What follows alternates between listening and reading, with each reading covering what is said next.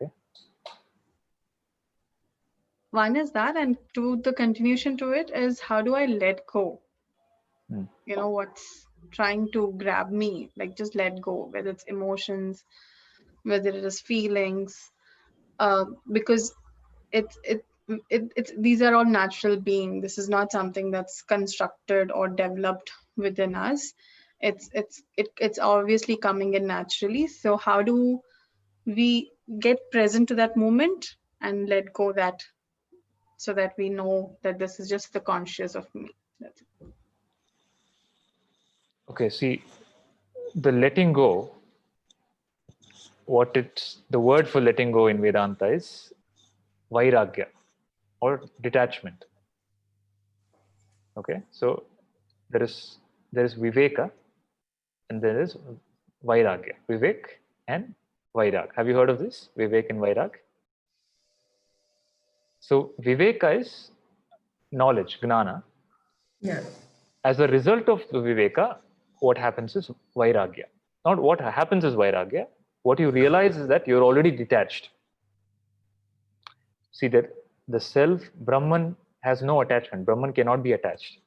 Brahman is consciousness, and then there is jada, what is called as inert. It's not inert is not the right word, but in Sanskrit it's called jada, which is not conscious. So one is pure consciousness, and the body mind is jada. The Brahman is always ever free, and the body mind can never be free because there's no concept of freedom for that. There is something in between that is feeling stuck, and the whole of spirituality is to resolve that something in between. And something in between also is non-existent. Okay, that's what we were supposed to discuss in today's session.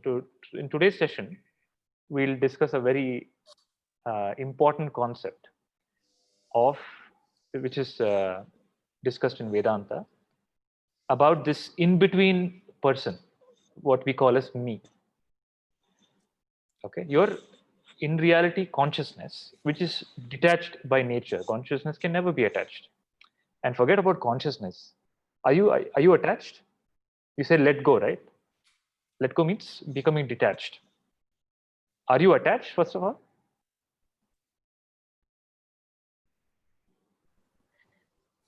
I don't know, because when the situation is in, I feel that I'm attached, but it just takes fraction of seconds for me to say, okay, this is not me, you know.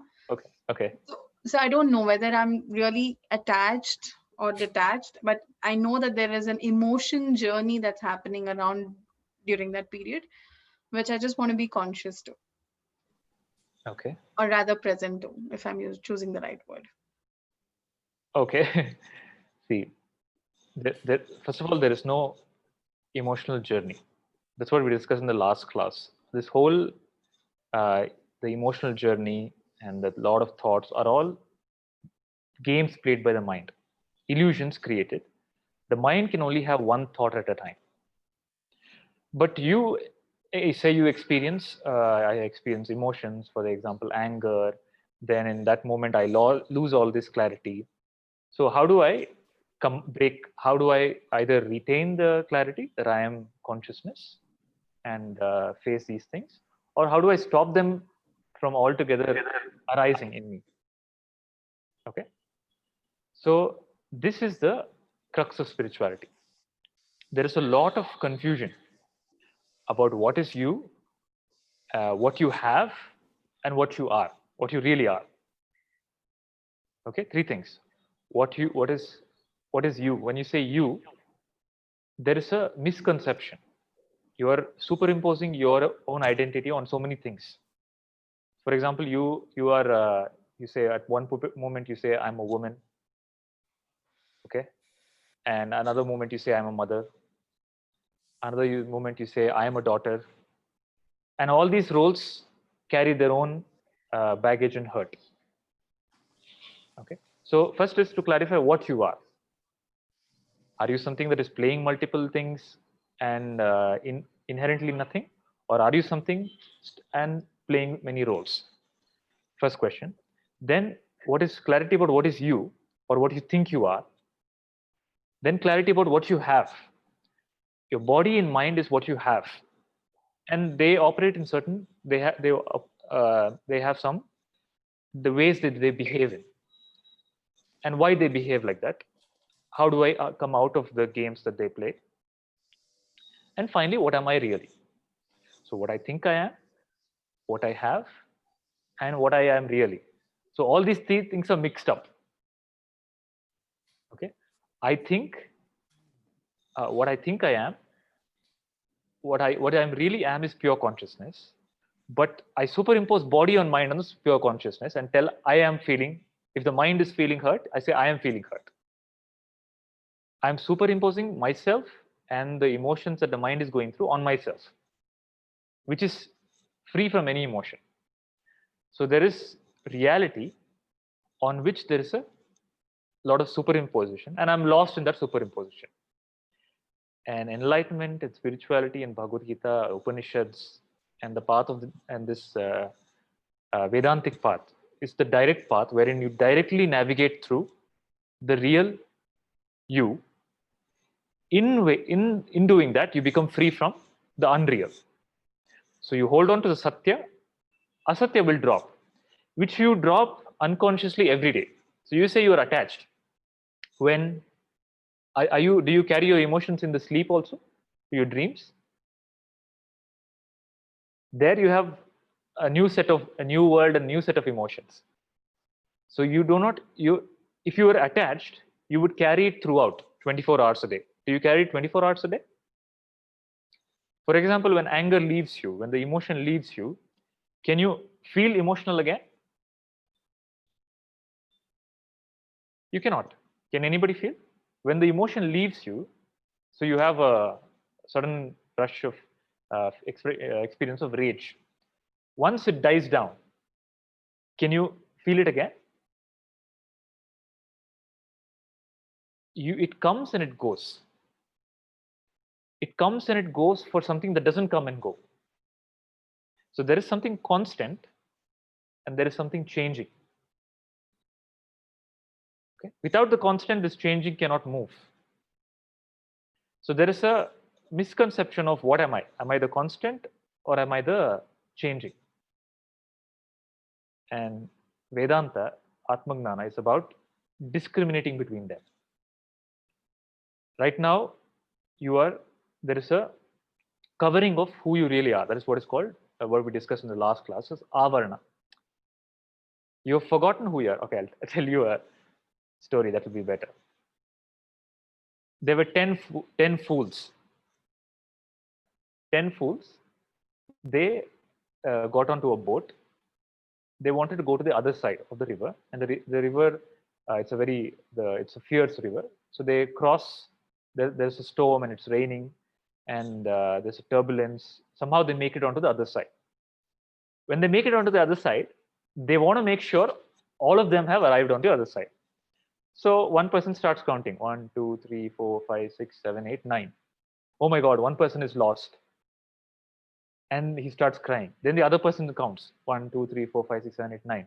Then he also breaks down. We have lost somebody. Maybe he fell down into the river. Maybe he's drowned. He's dead.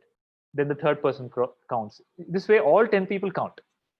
And every time they count, they won't include themselves. They won't include themselves. So one person is missing. Then somebody else sees their plight. He comes and he says, no, nobody's dead. He puts them asks them to stand in the line. He says 1, 2, 3, 4, 5, 6, 7, 8, 9, 10. And that time everybody's immediately feels relaxed and they're happy. Okay? Whose story is this? Paramananda is Shishyalu. It's your story, Meenakshi. So you are like that. You have forgotten yourself, and you're only seeing what is missing. I miss this. I'm incomplete. I'm incomplete. So there is avarana, covering of yourself, and there is a vikshepa, meaning projection. You start projecting, oh, the 10th man must have died like this, must have died like that. Okay, because you don't know. There is nothing has happened. In reality, is somebody lost, somebody dead, somebody drowned. No, there's all 10 are intact, but there is a covering of one, and because of the covering of one, there's a projection, there's a imagination. This is everybody's state. You have no understanding of your true self, so you start projecting on yourself and the world.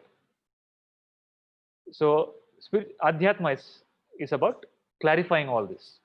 And once you're clear of the whole picture, once you're clear of who I am, what I am, what is this, then it is called mukti. Just clarity. Clarity of every piece in the puzzle.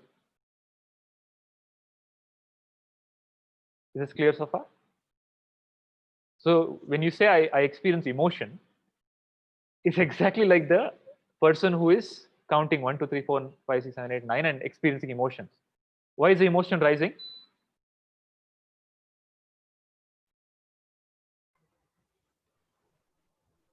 Why is the emotion arising? Attachment. No, the emotion is arising because of avidya. There's nothing is gone, but there is an assumption that there is something lost. Nothing has ever happened to the self, but there is a superimposition that something has happened. For example, somebody shouts at you. Okay, somebody says foul language and shouts at you.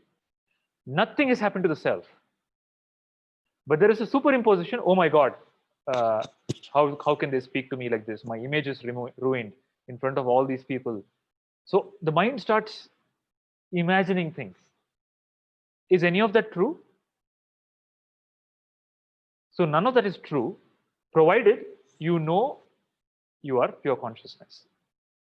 As long as you think yourself as some identity, then even if you think as some identity, nothing has happened to even that identity, because it's a false identity. What can happen to the false identity? Are you understanding? Nothing is happening, but you're experiencing as if something is happening. This is the problem of life. Vivek? So you see, I lived 35 years of my life. I went through so many horrible things. Nothing has happened. So Bhagwan Osho used to say it in a very nice way. So there is the last statement of Buddha. The last thing that Buddha said, you know what that is? The last statement that Buddha made was, be the light onto yourself. So Bhagwan Osho tells it very in a funny way. He says, I don't believe in all that. Don't be a light onto yourself. What will you do with light? Be a joke onto yourself. Realize that your whole life is just a joke. The Maya is playing a joke with you and you're thinking it is real. If you retrospect and look back at your life, many of the serious situations that you thought at that time appear as a joke to you, especially marriage. Pallaviji is very serious.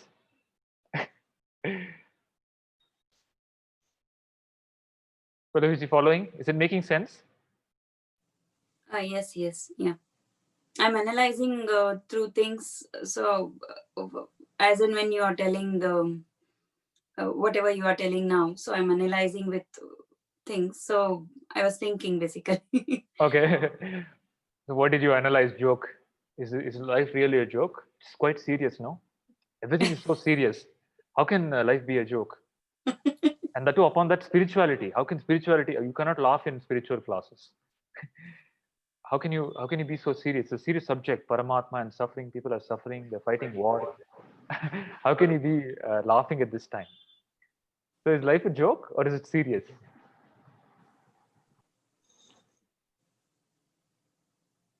So the teaching of Vedanta is life is Maya. It's a joke. Okay. It's a joke for the child. It's a joke for Prakriti. In Prakriti, everything is joyful. It's a joke for animals. It's a joke for everything in creation, except human being. And even the human being, the child is also laughing. Okay. Have you seen the child laugh at silly things? It'll look at silly things and keep laughing. And if you say if somebody trips and falls, the child will laugh hysterically. Okay, so everything is a everything is a joke to the child, and everything is a joke for the wise people, gnanis. So there is somebody in between who is feeling stuck, and this whole game of spirituality is resolving that problem and helping you see the joke as it is. So spirituality means, enlightenment means realizing this is all a joke and laughing. That's what happened to the founder of one of the religions, Zoroaster, I think. No.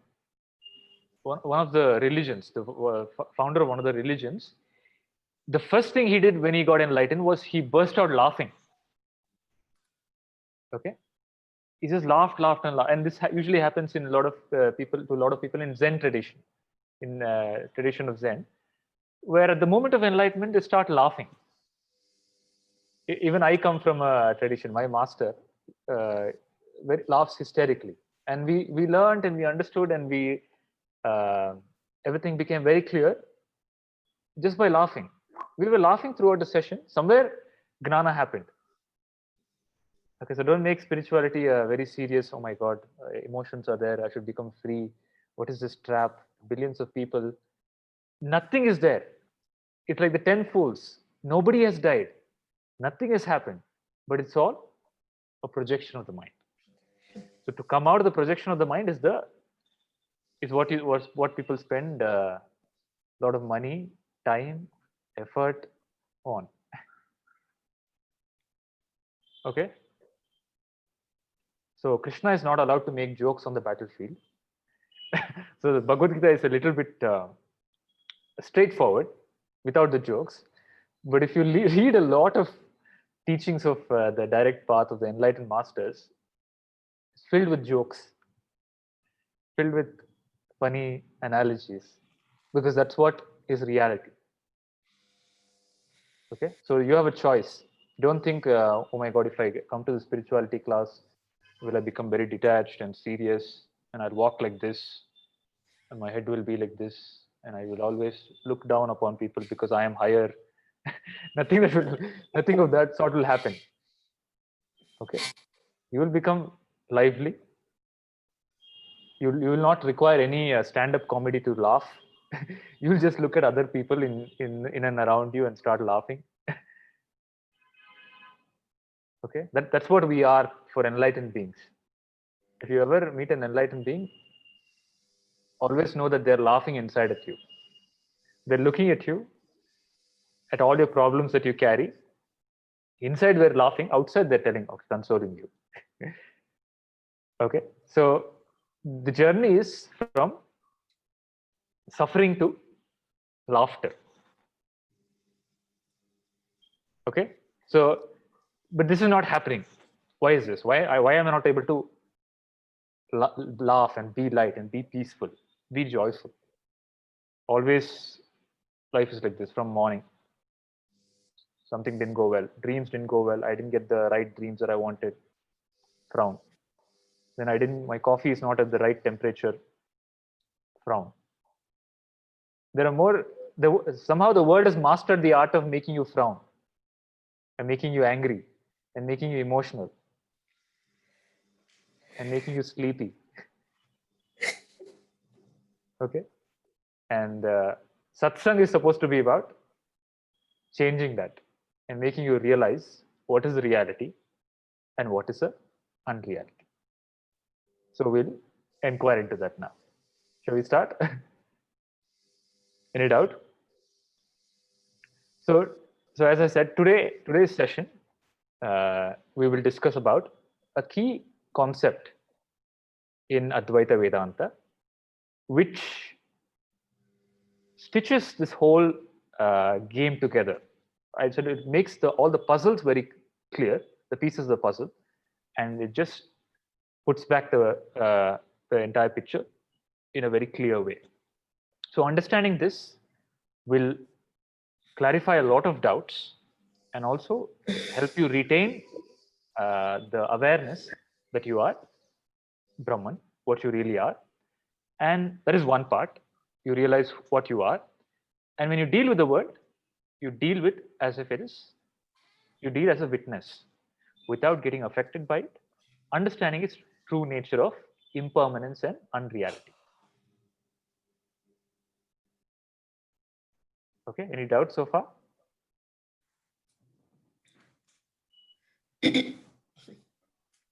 Meenakshi ji, clear? Yes, Krishna ji. Vivek? Okay. So today's discussion or contemplation is going to be about what the Vedantins call as, or what is called in the Vedanta as Chidabhasa. Chidabhasa. Okay, did you get the word? So you should. So after, I'm just introducing you to this, so that later, if somebody asks you, what did you learn in Vedanta class, you should be able to use some very technical words and seem intelligent. Otherwise, they'll tell, okay, what did you learn Bhagavad Gita? You don't even know one Sanskrit word. Okay.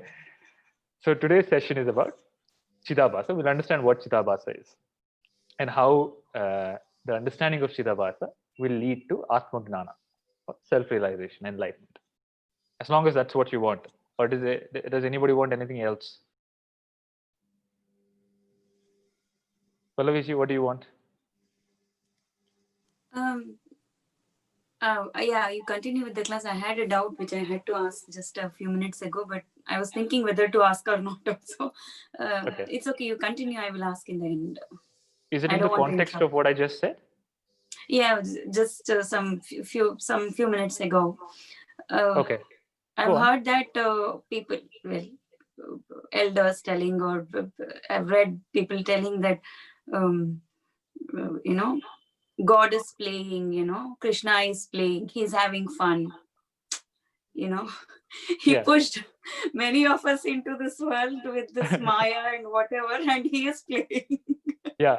So, you He's know, not playing, he's we are all sleeping. in trouble in the feelings, in the Maya, crying or laughing or whatever, even if it's Yeah. good, bad, anything. We Yeah. are all in the Maya. He pushed everyone and he is playing, you know. Yeah. God is playing. They say, Bhagwan dekh raha hai, Bhagwan khel raha hai. Why, Yeah. you know? It's better we need not have come here at all, right? So unnecessary. Yeah. Yeah, that's absolutely true. Even I have the same question. Why? I would have happily been sleeping. Why am I here doing all these? So that is a very valid question. But the only problem is you are asking the question as a mistaken identity. Like I told you in the story, nothing has happened. There is no creation. There is no misery. There is no suffering. But you are experiencing something that is not there. Okay, and this Chidabhasa contemplation will answer the question why and how. Okay, so the question what you asked is very valid. So the question is to repeat it again for whoever didn't hear it. So Lord, this is all a Maya, a joke, not for me. For me, it is very real. Okay, I have to go to work. I have the stress of office. I have a family. I experience the time and space, the illness of the body, the illness of the mind. Things affect me. So this is clearly not my experience. My experience is suffering, but you say life is joke and a joy. How is that? Maybe for Bhagwan it is, because he's outside, he's free. Okay. So there is a huge gap. So Atma Gnana is about telling you there is no gap. Whatever is happening, whatever you are experiencing is not real. And it is not that it is not real from the point of view of the Gnani. It is not real from your own experience. You are, with your own words, deluding yourself. And Atma Gnana is just holding a mirror. So if we inquire into whatever you just said about it is not funny, I feel I'm a victim. So basically, you feel like a victim, and there is somebody who's not a victim, somebody who's inflicting this on you. and you're feeling like, why this person put us in here? So you feel helpless and miserable, which is not true. Okay. So for Brahman, let's understand how. Reality is Brahman, pure consciousness, God. What we call as God is Parabrahma, is beyond creation, beyond thought, beyond feeling, beyond emotion. No emotion, no thought, no physical object. Nothing can reach there. Okay. So you can think of it as space. Nothing can touch space. In space, something can be there, but nothing can actually touch space. So Brahman is beyond everything. That's why it's called Para Brahman. Also, it's called as Para Shiva. Also called as Narayana. Okay, and Narayana is sleeping. Have you seen the picture of Narayana? The depiction of Narayana in the pictures is that he's sleeping.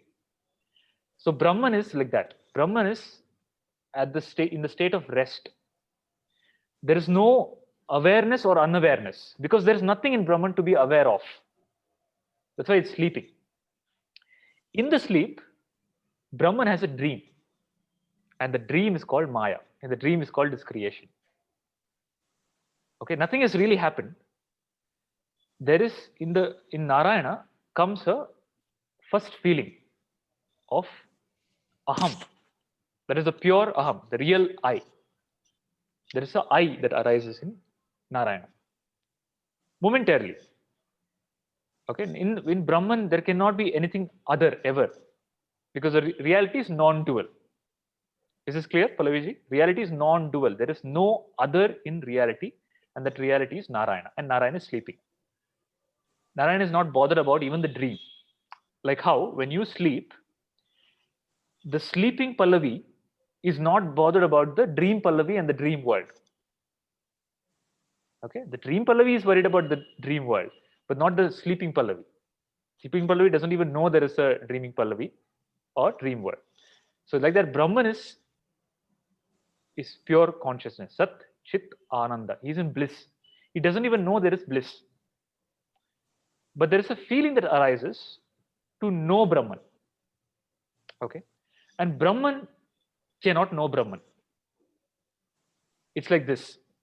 There is sunlight. Okay, imagine this is sun. There is sunlight.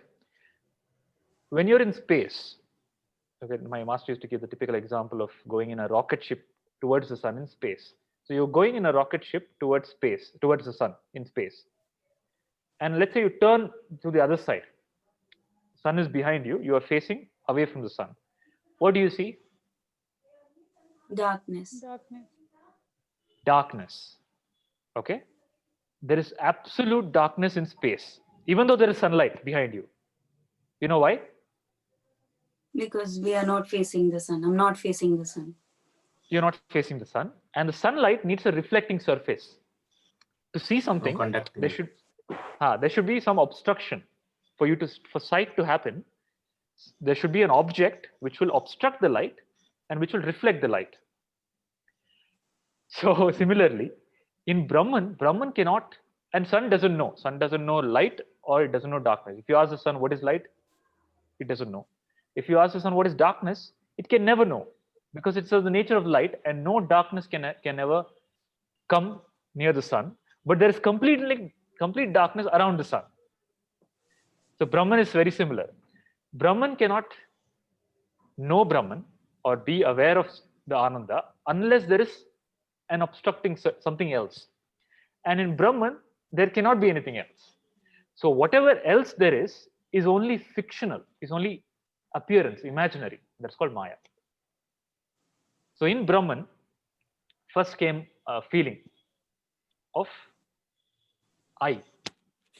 And a spontaneous feeling of I also came a feeling of other. Aham and idam. Both aham and idam are imaginary only. Don't think they are real. Okay? It's only concept in Brahman. It's the dream in Narayana. Narayana had a dream of aham, I am there, and idam, something else is there other than me. But Narayana, in that aham, Narayana is very clear. There is nothing other than me. I am everything. But it is he knows that it is just a dream. So he's never ever trapped by the dream, because Narayana has no avarana, no covering. He knows that is the aham, which is what we call. So there is Narayana. Then Narayana has a feeling aham that we'll call as Vishnu, okay, or Ishvara. Ishvara or Vishnu has no misconception that Maya is real. He is full awareness that I am Narayana. Okay. Now this Ishvara, for just the sake of imagination, play, creates the world. This is what is the typical story given for creation. There is a God, and God created the world. All that falls in this category of the imagination of Brahman. Reality is Brahman. There is no creation. There is only a momentary dreaming or conceptualization. In that momentary dreaming of Narayana, billions of years pass for what we call as jivas. Is this much clear? So Narayana, Parabrahman, then Aham and Idam. That Idam is the reflecting surface, is the mind. So in Narayana, there is a mind that is conceptualized, which acts like a reflecting surface. So the mind starts reflecting consciousness. It's like a mirror. You're standing in front of a mirror. The mirror shows your face. You cannot see your face until there is a reflecting surface, until there is a mirror. That mirror is called mind. Okay? That mind has a reflection of the true face, has a reflection of Brahman. And that reflected Brahman is called Chidabhasa. And that reflected consciousness is the feeling of I am that you have. For example, how do I know what is Chidabhasa? Let's say you're in a dark room. This room is absolutely dark. You have no awareness of any subject, any object. I don't know if there's a phone. I don't know if there's a chair. I don't know if there's a wall. But I know for sure that I am there. Do you have a doubt that I am there? You have no doubt ever of I am there. No, that even doesn't relate to the body. For example, let's say you met with some accident, very bad accident, and you end up in the hospital. You are unconscious. Suddenly you gain consciousness. Suddenly you become conscious. You still have no sensation of the body, because they've put you under, they've done an operation on you, and you're under anesthesia. It's still wearing off. You still cannot feel your body. But the moment you become awake, you have a feeling I am. You still have not opened your eyes and seen the room where I am. Maybe the accident hurt your head, so you can't even recollect who you are. You can't say I am Pallavi or I am Prasad. Nothing beyond I am is coming in your mind. But that I am cannot go. It is self-luminous. Is it clear? That I am, the pure I am, without the association with the body or the mind, is called Chidabhasa. The reflection of the real I. Okay? To give an example, Vivek, can you give me a glass of water with a transparent glass? Is this clear so far? Brahman it reflects on the surface, reflecting surface called mind, and there's a reflection in the mind, and that is called as Chidabhasa. That is what you experience as you. Okay, can you all see this?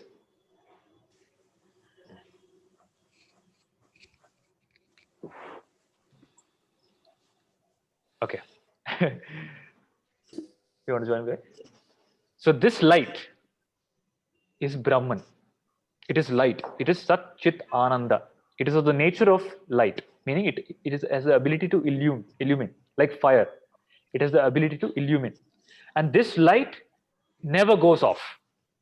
In your waking, dreaming, deep sleep, death, dissolution of the world, this light never goes off. This is the unchanging light, Brahman or Narayana, Parabrahman, or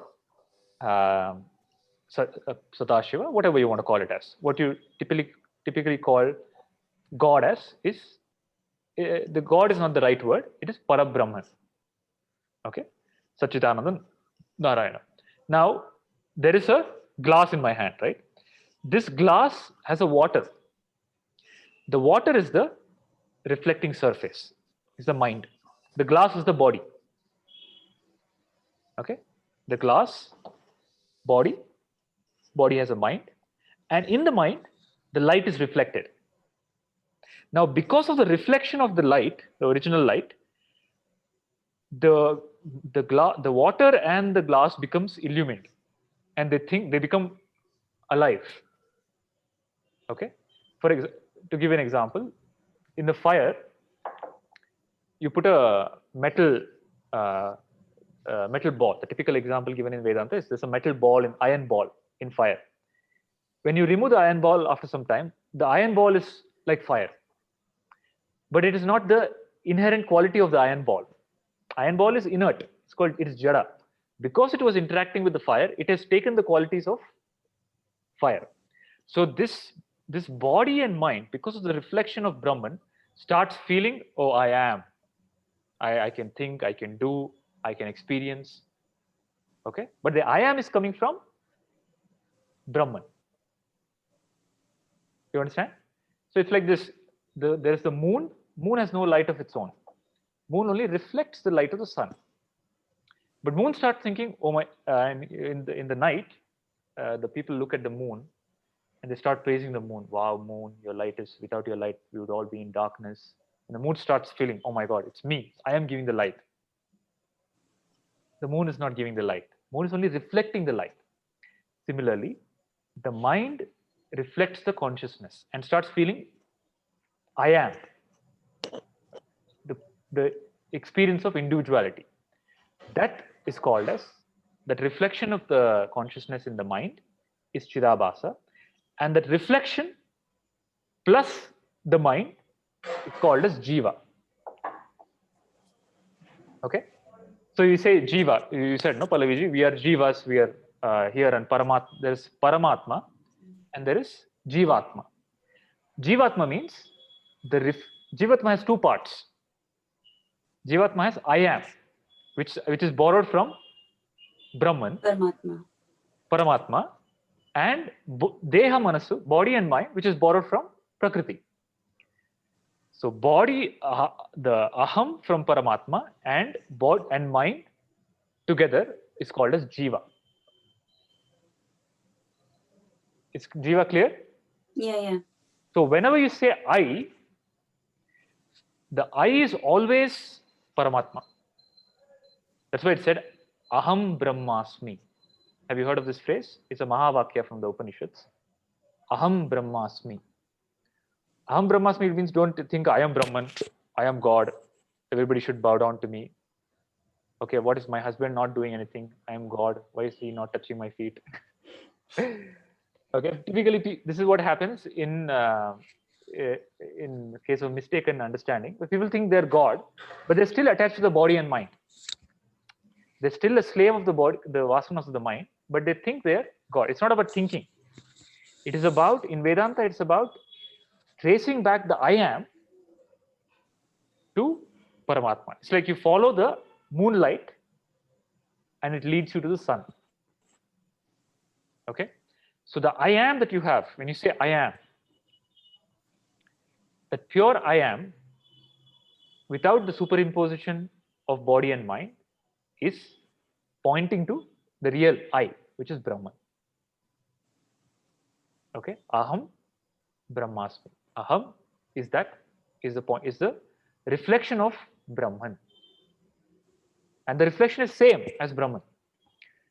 Okay? So Brahman is what? Sat, Chit, Ananda. Correct? That I am is also Sat. It has a quality of Sat, existence. You have a feeling I exist.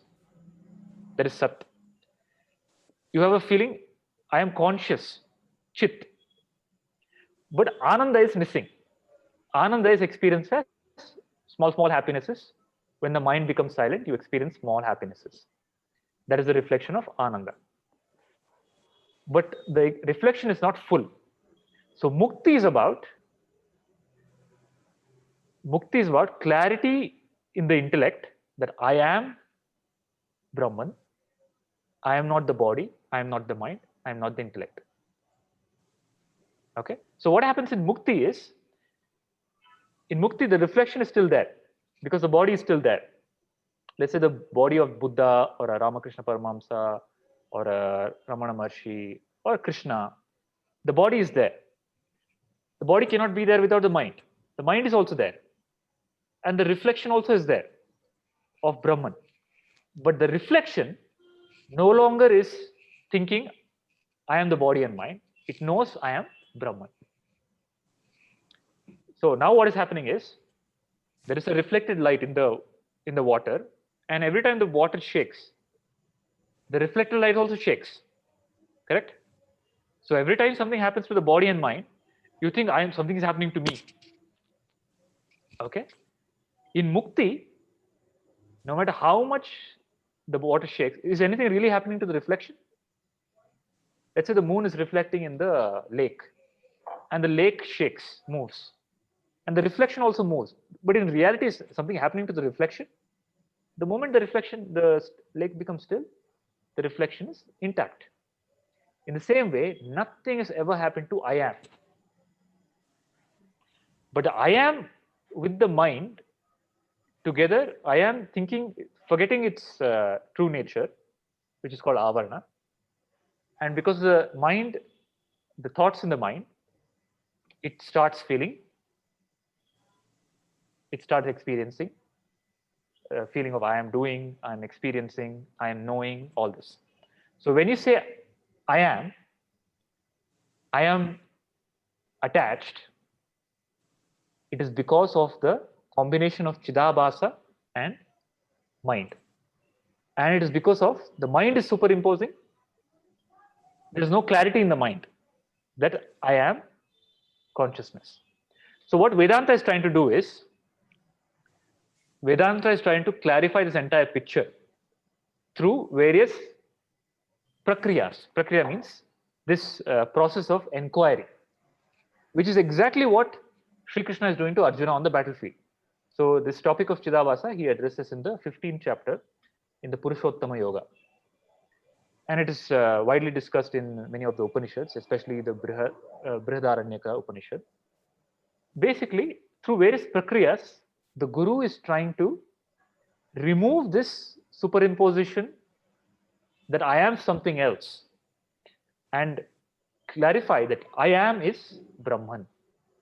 So when you realize I am is Brahman, by tracing back the I am to pure consciousness, what happens initially is the mind recognizes, okay, I am is Brahman.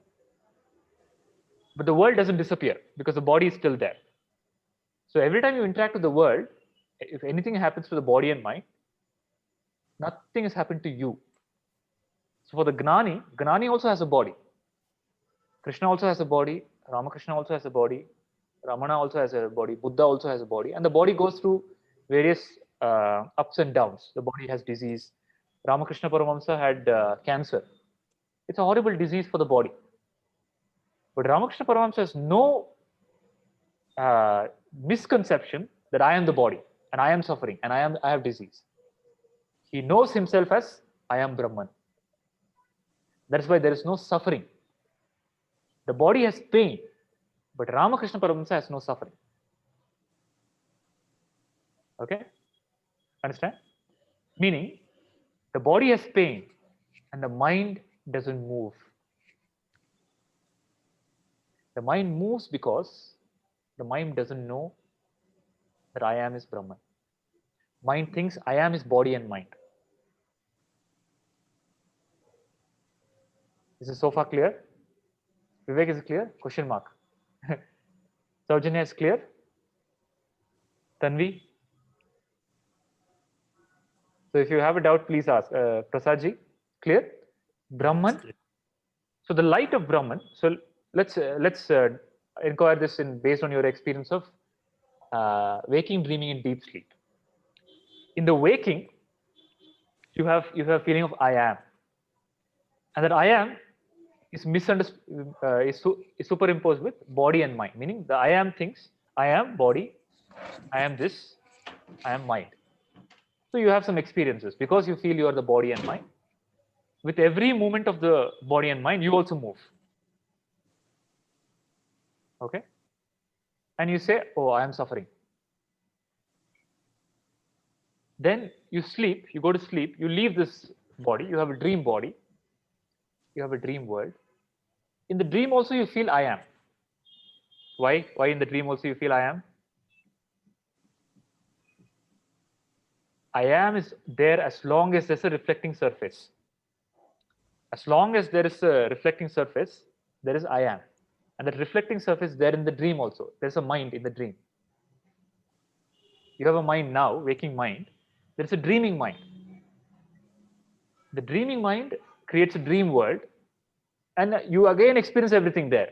As you're and that in the dream world, I am becomes a dream body and dream mind, and experiences a dream world and shakes with the dream world. Then comes deep sleep. In deep sleep, is there a reflecting surface? How many of you think there's a reflecting surface in the deep sleep? Raise your hand. Sarjan, you're raising a hand or biting nails? Okay, so nobody thinks there's a reflecting surface in deep sleep. So in the deep sleep, the reflecting mind goes into the causal state, meaning it's completely causal. So there is gross, subtle, and causal. Don't worry about that. It goes into a withdrawn state, like how a tortoise withdraws its limbs into the shell. Like that, the mind is there is no mind. Practically, there's no mind. Because there is no mind, there is no I am also. Do you have I am in deep sleep?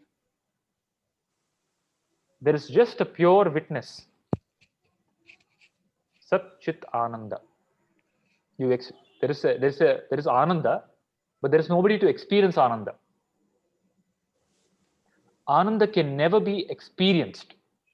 In the absence of the experiencer, what remains is Ananda. That is what happens in your deep sleep. In your deep sleep, there is no mind, there is no reflecting surface, there is no body, there is no world, and there is no Chidabhasa. What is there? What is there? Brahman. Brahman alone. Okay, but the body and mind, the mind is there in the causal state. That's why it comes back in there's no gnana in the mind. It's not disappeared because of wisdom. It's disappeared because of unconsciousness momentarily. So it comes back again. That's why deep sleep is not mukti. In deep sleep also there's no body, mind, world, aham, idam, nothing is there. Only Brahman is there. But deep sleep is not mukti because, why? There's no gnana. We come back to, when we wake up, we still get the body and mind. Yeah. No, why do you wake up at all? You wake up at all because the mind has not got gnana yet. There is the mind still has tendencies, what is called as vasanas, and that again makes you come back. If the vasanas die down, burnt out, deep sleep itself is the end, but it doesn't happen. Only gnana will liberate. That's why Sri Krishna tells in the Bhagavad Gita, nahi gnanena sadrisham pavitram yena mudyate. Nothing will purify or liberate you other than Atma Gnana. This clarity of Brahman, Chidabhasa, mind, deep sleep, body is what will, and Aham is what will liberate you. So what happens here in death is, so in deep sleep, this goes out and comes back. Very similar thing happens in death. For a person who has not realized, the body, the cup, the body dies. But the reflection and the reflecting surface doesn't die. Mind doesn't go. Mind doesn't go until liberation, mukti, enlightenment. So what the mind does is, the mind moves to another body. with the Chidabhasa, reflecting with the I am. So there is a feeling that I am reborn. So there is the mind and the Chidabhasa takes another. They're coexistent. You can't separate them ever. The reflection of the moon and the lake can never be separated as long as the moon is there. And in this scenario, the moon can never go because it is Brahman. As long as Brahman is there, the reflection will be there. And as long as the mind is there, there will be a reflection. And in death, the mind and the Chidabhasa moves to another body. Okay. Now let's understand about mukti. In mukti, what happens? The aham in the mind, because of the instruction of the Guru says, you are not the body, you are not the mind, you are not the intellect. Inquire who is that I. So you have a feeling I. Who is that I? So when you inquire who am I, that I am. You have a feeling I am. When you inquire who is that I am is not the mind. I am is never the mind. I am is the one that illumines the mind. I am, when you inquire I am, you see that I am is not the mind, because in the silence of the mind, there is I am. In the non-movement of the body, there is I am. And I am is realized as I am the pure I. Okay. When that happens, that is called mukti. That itself is called Jivan Mukti. That I am realizing that pure I is called Jivan Mukti. Okay.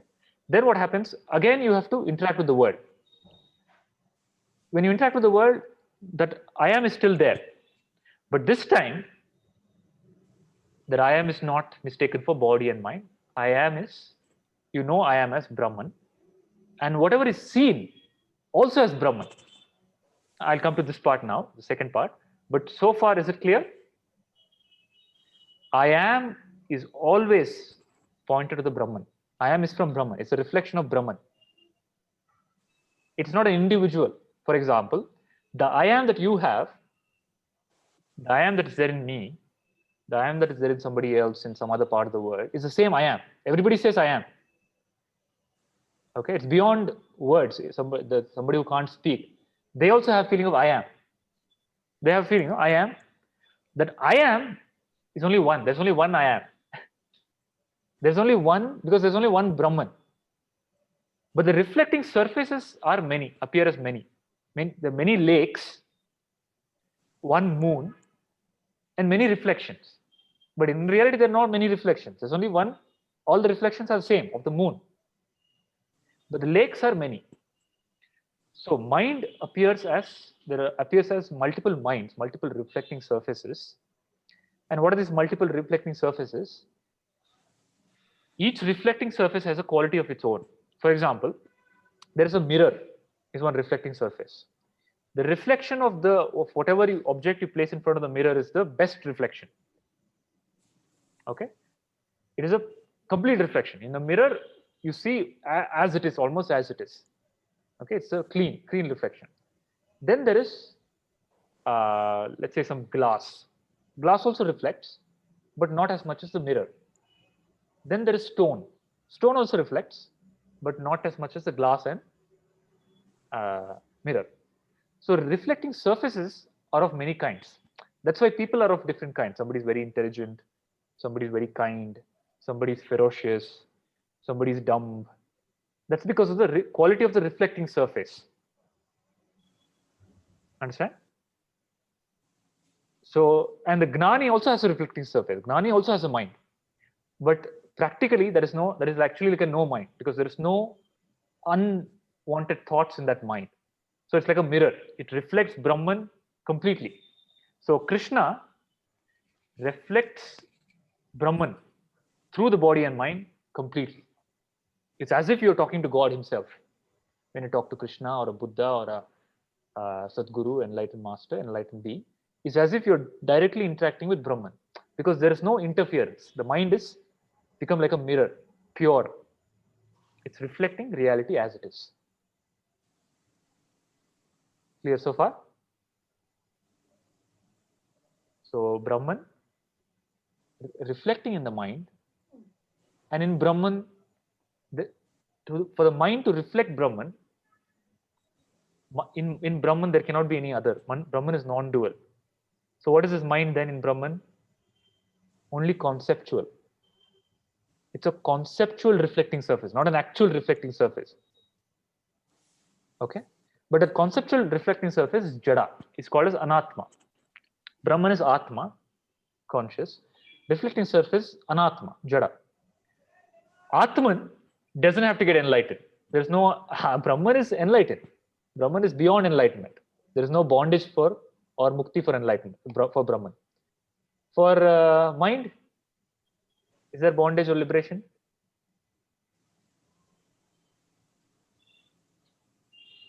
Mind is Jada. There's no concept of bondage or liberation for the mind. It's just a reflecting surface. One who is getting liberated is the I am. The reflected consciousness in the mind, which thinks I am the reflection, like let's say the reflection of the sun in the lake, is thinking I am the lake. Okay? The reflection of the sun in this lake, realizing that, oh no, I am the reflecting sun. That is called mukti. And always staying in that, whenever it's interacting with the movements of the lake, or somebody jumps into the lake and it feels, oh, somebody jumped into me. No, I am the reflection of the sun. Nothing has ever happened to me. It's called Jivan Mukti. That's called Jivan Mukti. At that moment itself, that Gnana and clarity itself is Jivan Mukti. What it does is, it doesn't create more karma anymore. Okay, you become free from karma, meaning you become free from the sanchita and creating more karma. The baggage is gone and the further creation of karma is gone. But because the body and mind has already come, the body and mind will experience some prarabdha. It's like prarabdha is like a arrow that is shot. Okay, it's already shot. You can't withdraw it. The body's already been born. Until its time is done, it goes through some experiences in the world. But nothing affects you, because now you have realized you are Brahman. Whatever the body and mind goes through, you don't even want to change it. So people went to Ramakrishna Paramahamsa and asked, actually Vivekananda went to Ramakrishna Paramahamsa and asked, you are a Paramahamsa, you're a Sadguru, and you have cancer, you're not able to eat. Why don't you use some powers and heal yourself? Or why don't you ask Mother Kali to heal you? So for Ramakrishna Paramahamsa, there's no intention that I have to change something. Because I am not the body. And body is anyway Jada. Why should I interfere in any way? I am completely associated with Brahman. I am blissful, Satchitananda. Clear? So, and what happens when the Gnani dies? When the Gnani dies, the body dies, the mind, whatever is left over mind, which is called the pure mind, Sattvic mind, also completely dissolves. Are you able to see me? Okay. And that is called as parinirvana. So realizing you are Brahman when you're alive is called Jivan Mukti or Nirvana. When the reflecting surface altogether goes, it's called parinirvana. And when the reflecting surface goes, the Chidabhasa also is not there, the body is not there. You are in the original state of what? Original state. And in this, there can be no rebirth. Like deep sleep, but no rebirth. Because you've gone there with Gnana. I am is realized that it's Brahman, and mind has become free from vasanas. Mind is dissolved into, meaning the dream is withdrawn. No more dream. This is the journey. Narayana, back to Narayana. In between also there's Narayan only. Nothing has ever happened. Nothing has ever happened to you. Only a imaginary experience.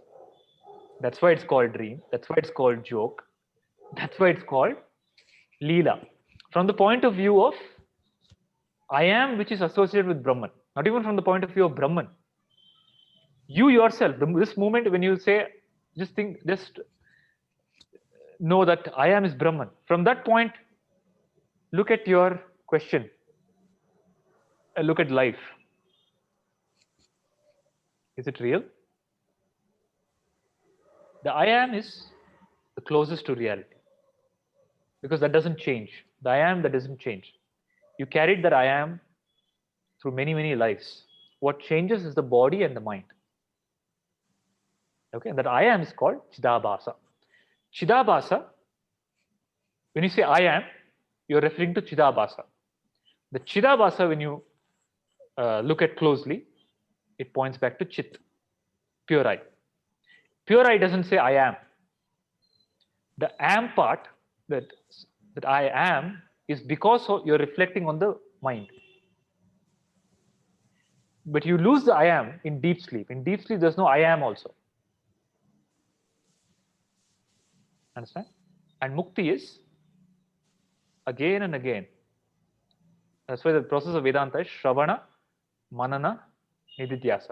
Actually, in Shravana, there's a huge emphasis paid to Shravana. Shravana means listening. So even Shankaracharya says, Shravana matrena mukti. Satkrit Shravana matrena Brahma Gnanam yato bhavi. Just by listening to this truth, you realize that you are. Because all our misconception is because of hearing. You've heard wrong things about you. When you were a child, the input of who you are came through your ears. The world said you're a man or you're a woman. So you started superimposing, I'm a woman. I have to dress like this, I should not dress like this, I should not behave like this. So you start putting lot of layers of superimposition on pure I am. Okay? You were actually experiencing just I am with a pure mind. Then the mind got corrupted. It's like as if I put something into this. This is like a pure mind, like a child. Water is clean. Do you have something to put into this? Some tea powder or something. And also get me another clean one. Do you have ink? That'll do. It's tea bag, is it? Okay, this is very good. So this is you, okay? When you are born, very clean, and the reflection is very clear. Brahman is reflected. That's why the child is in Ananda. Child has no suffering. The baby has no suffering. Then the world is very jealous of you. The world is very jealous of the child. It can't bear. I am struggling here to feed you guys, and you are jumping around like monkeys and being happy, eating whatever you see, putting into the mouth. The world is very jealous. So it dips all programming into the child's mind. Okay? The child, you are a human, you are in this country, you belong to this tradition, you are a male, you are a female, your intellectual capacity is only so much. You are a good child when you behave like this. You are a bad child when you behave like this. If you ask too many questions, you are a bad child. If you disturb me when I'm working, you're a bad child. So all this makes the mind colored. Okay? But nothing has happened to the reflection. That I am is intact. But because of the coloring, that I am starts thinking starts associating with the color and the body. And goes through lives after lives after lives. Birth and rebirth, birth and rebirth. Until a point, this glass comes to the. Give me another glass. Making Vivek move too much. Just plain water, no corruption.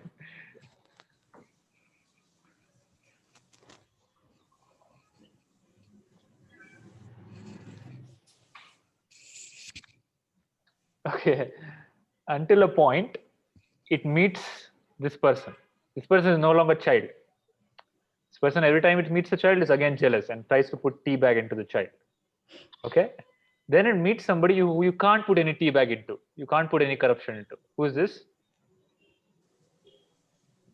Gnani. Huh? Enlightened. Gnani. Gnani, Sadguru, enlightened master. Gnani will not get affected by any input of the world.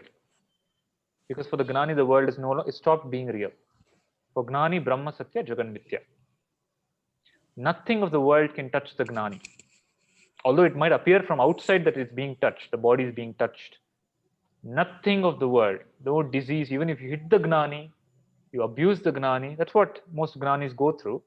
Anyway, Krishna is being abused.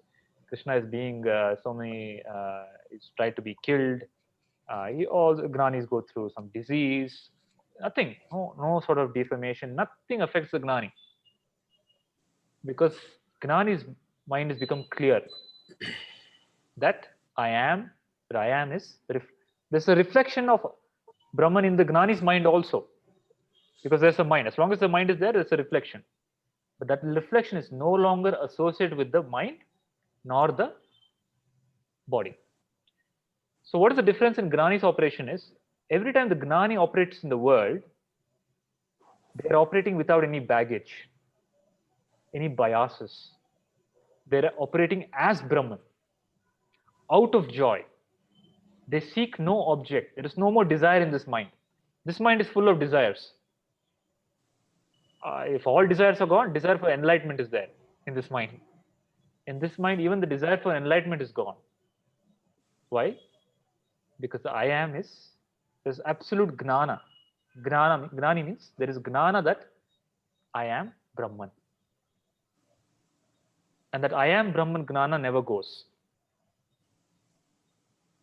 It's called aparoksha anubhuti, the direct experience.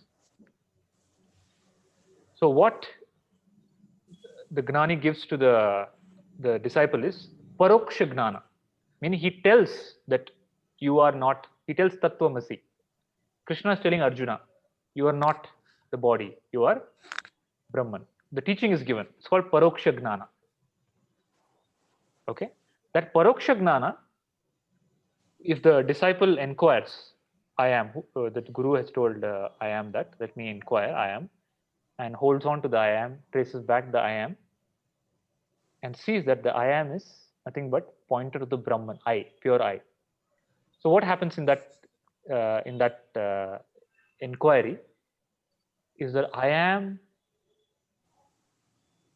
the reflecting surface, the mind, the body, everything dissolves. This is also momentarily. It's called samadhi. Just like in deep sleep, the experience of samadhi happens.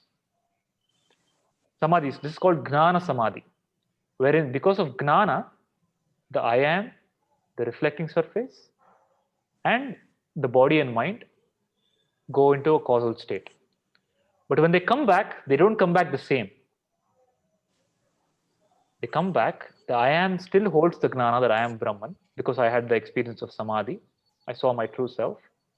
And whenever I interact with the world, I interact as Brahman. And whatever I see, I know that it's not an object. It is my own self. Aham Brahmasmi is the beginning. Then Sarvam Khaluvidam Brahma. For the Gnani, not only I am Brahman, everything is also Brahman. Whatever seen is also Brahman. For example, in the mirror, whatever I see is only my face. So for the Gnani, whatever is seen, experienced, becomes a pointer to Brahman. For example, the Gnani sees the wall. Or forget Gnani, you see the wall. When you see the wall, you think you're seeing the object. You see there's a disconnection. That I am the seer, the wall is the scene. I am the seer, the wall is the scene. But is that so? You are the seer. What you're seeing is not the wall. What you're seeing is the reflected light from the wall. If there's no light, can you see the wall? You're seeing the reflected light. And that reflected light is creating some notion in the mind. And that notion in the mind is the movement of consciousness. And in consciousness, there is nothing else to move. The ocean itself appears as the wave. Okay? So when the one wave sees the other wave, it can either see it as another wave, or if that wave has realized that it's water, it can see it as water. In the ocean, there's nothing else to see apart from water. In reality, there's nothing apart from Brahman. Sarvam Khalvidam Brahman. Whatever is seen, heard, experienced, felt is only Brahman.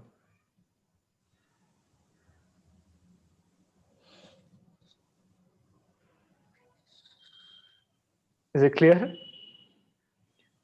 So until on a later note, Krishnaji, there used to be allegedly a WhatsApp a joke, kind of, if you see what I mean.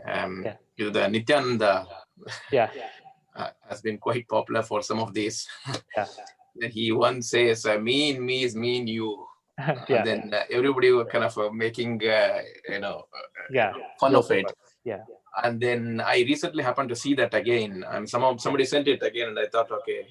Then I could see there was the teachings that you had that told us about this, very exact Atma Jnana, and which kind of the mean use, kind of actually makes sense. We never realized actually. Correct. The way I was seeing it was completely different, and the viewpoint now I've got is completely different on that specific. I'm not endorsing other things that he has said or done, but it's only that specific one. Right. It's always like that. See, if a LKG student sits in a PhD class, everything will sound like that only. So the language of the Gnani, you need to have some background. That's all. Now with this background, is it clear? Whatever the teaching is. And not only that, with this background, now you look at any spiritual teaching, it will make sense to you. Okay? You look at any spiritual teach, any master, any text from any part of the world, it will start making sense to you. I didn't know a word of Bhagavad Gita. Okay? Never studied it. I don't have a Sanskrit background also, nothing. I met my master years ago, and he, at that time he didn't talk about all this. Like I said, we were just laughing, and he was telling jokes, and of course teaching in a very clear way. And after certain time, after like 1 year, he told me, "You start teaching." I told him, "I don't know. I've never studied the Bhagavad Gita. What will I teach?" He said, "You go, it'll come." Then I found that every text that I open, be it Upanishads, Bhagavad Gita, Upadeshasar, any text, starts making sense, and there is an ability to explain. Okay, so when you trace back the I am to Brahman, everything becomes clear. So until that happens, until the Aporoksha Anubhuti happens, also there's not like there's a problem. Until I'm able to completely realize I'm Brahman, what happens until then? No. Until that happens also, see, there are two parts. One is always, whenever you get the time, go back to the I am. Say, I am not the body, I am not the mind, I am not the intellect. I am not what I think I am. I am Brahman. So I am Brahman is the truth, is a reality actually. You are making it as a sadhana. Okay? Then you sit like that for some time as pure I am, and I am Brahman. Then when you interact with the world, always remember I am Brahman, I am a Sakshi. I am a witness. And the Sakshi you can think of, so there is space here. This is the body. There's a space inside also. Okay? The space inside is not different from the space outside. The space outside is Paramatma. The space inside is called a Sakshi. So when you interact with the world, Say, I am Sakshi. I am not the body, mind, intellect. Whatever is happening, you be a witness to that. That way, you are no longer continuing in the game of the mind. So what is the game of the mind? This is how the mind operates. Mind is thought. The thought becomes repeated thought. For example, I pass by the sweet store first day. Thought comes. Then repeated thought comes about the sweet. Now that repeated thought has become vasana, meaning I have to have the sweet. It leads to a tendency, a force of action. Then I do the action. I go and buy the sweet. Then because of the action, I have some experience. Oh, the sweet was very nice. Now that experience has reinforced the thought. So thought, repeated thought, vasana, that repeated thought is called vasana, that force action. Action gives result. Result causes another thought. So this is a cycle. You see this cycle? And this is not only for good things. Even if you have a bad experience, it is the same cycle. Thought, feeling, thought, action, result, again thought. And many of the times, there is no in-between filtering at all. For example, let's say you're a diabetic. Thought comes because you've eaten the sweet for 20 years, you got diabetes. Thought comes, I want sweet because of the habit, because of the vasana. Then you eat sweet. There is immediate action. There is no gap between the thought and the action. You understand? There's no discrimination. In gnana, in Atma gnana, there's a discrimination. You get the power to, the thought will arise because the mind has not become fully sattvic. The thought will arise. But you will no longer, the aham, the Chidabhasa will no longer approve it. Every thought of yours needs an approval of I am to be executed. Because the mind cannot do anything on its own. The mind and body is jada. The mind and body need the aham, the reflected consciousness, to move. The reflected consciousness, if it's associated with the body and mind, it moves with the mind. That's why it moves even after death. But when you get Jivan Mukti, when the aham, when the Chidabhasa goes back to Brahman, now when the thought arises in the mind, the Chidabhasa is still there, but this time the Chidabhasa doesn't approve. No sanction. It doesn't sanction the thought. That's why the thought dies. That's why the vasanas die. Slowly, slowly, they'll all crumble. Okay? It's not like one day I became enlightened and everything disappeared. No. The more the light of the reflection is shining, the mind keeps dropping.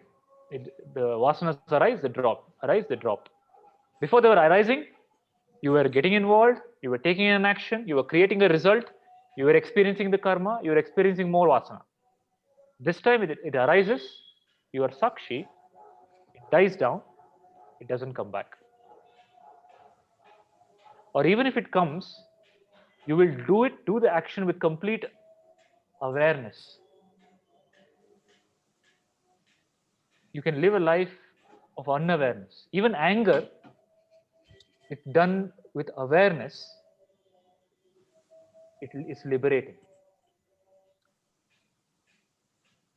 Okay, that's why Bhagavan also used to say, if you want to become free from anger, the solution is very simple. You become angry consciously as acting. So you go back home today. You're at home only. We're working from home.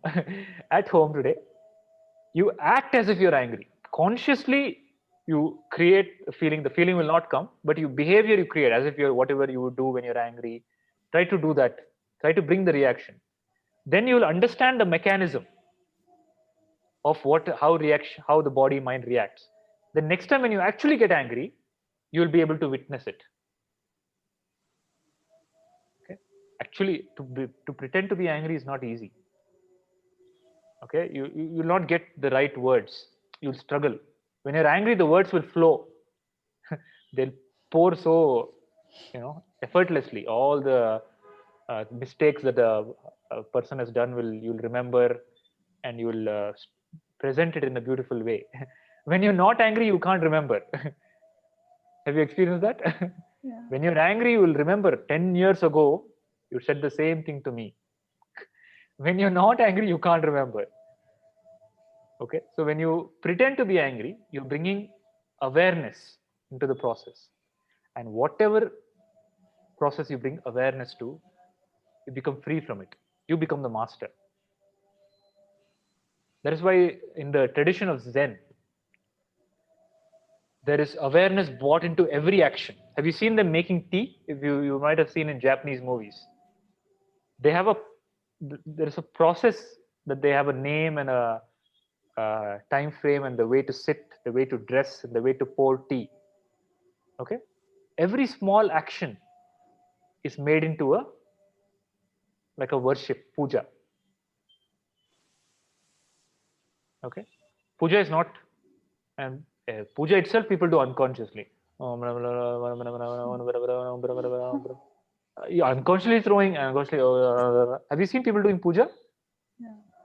You just keep a CCTV camera in your house and do a recording of you doing puja and watch it next time. See how many unconscious movements you have done. You do puja. How many of you do puja here? My mother today only she did, and she was shouting at me while doing puja or doing something. Even if one ritual goes wrong, she'll be screaming at me like. So I was just thinking, what is the point of doing this puja? Like, Yeah. if you're angry, if you're shouting. Yeah. So puja is supposed to be conscious. Okay, puja is supposed to be you're taking the quality of the divine. But when it's done unconsciously, it becomes any other action. But any other action done consciously, it becomes puja. Even sweeping the floor, even walking, anything that you do consciously, it becomes puja. That's why in this Karnataka, the saying is Kayakave Kailasa. That's how the phrase came. Work is worship. Have you heard this?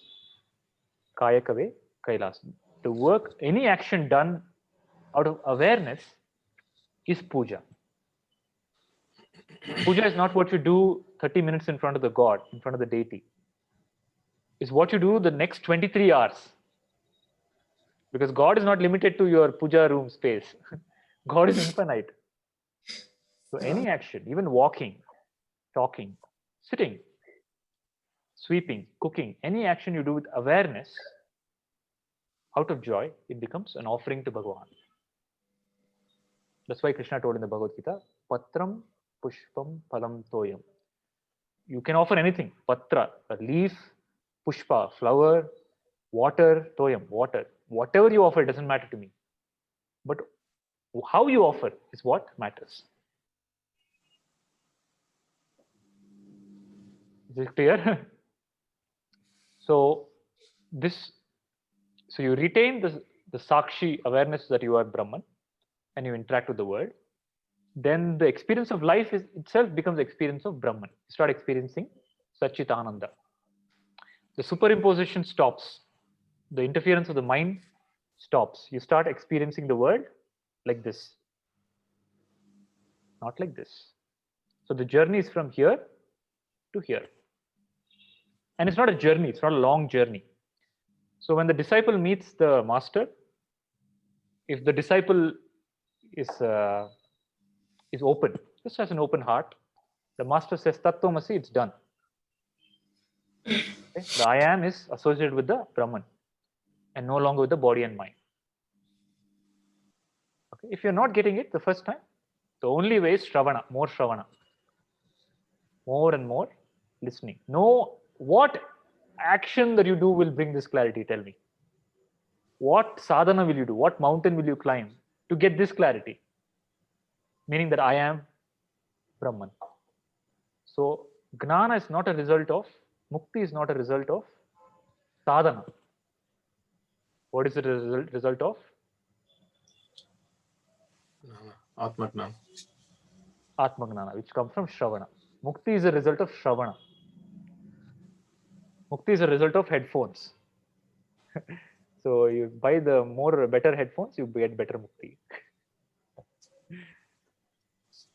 Clear? So this is about Chidabhasa. Any doubt in Chidabhasa? Now with the understanding of Chidabhasa, Pallaviji, answer the question that you asked me. Did you understand Chidabhasa? Yes, it's very clear. Now with this understanding, you answer the question that you asked. I'll ask the question, okay? Oh, Pallaviji, I am suffering. Why did God put us into this mess? It's such a horrible world. So many births. I have a body. I get disease. Please help me. I'm only feeling that reflection. I should. No, you tell me. I don't know about you. I am suffering now. Please tell me. The world is real. God has pushed me. I'm a victim. How can God do this to me? Such a I could have been somewhere else living a posh life. What am I stuck here? Please answer my question. You're only having the Chidabhasa, the reflection. If you drop the reflection, I mean, if you have the proper reflection, you'll only see Brahman, not the one that body or mind is going through. I didn't understand.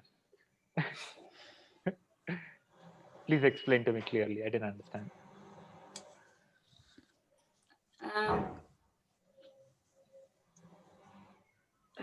I don't know. I understood the point that you're telling, but yeah. So when you say I understood, who understood?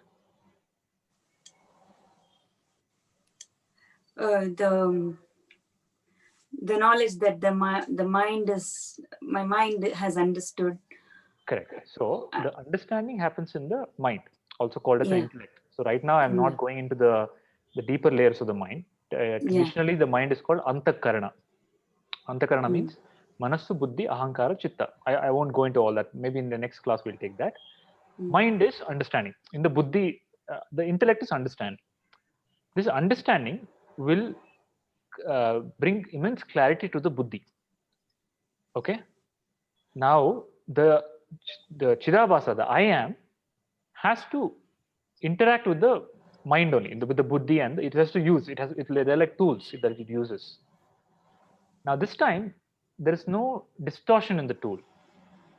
The tool doesn't superimpose that I am mind and body. It rather remembers the Guru Vakya, which is I am Brahman.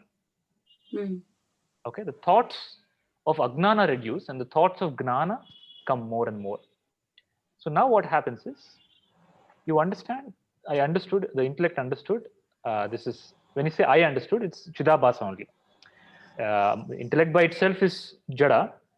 It is a combination of Chidabhasa and mind understood right now. So when you say I understood, it is Chidabhasa, one part is Chidabhasa and Upakarana, which is mind, together understood.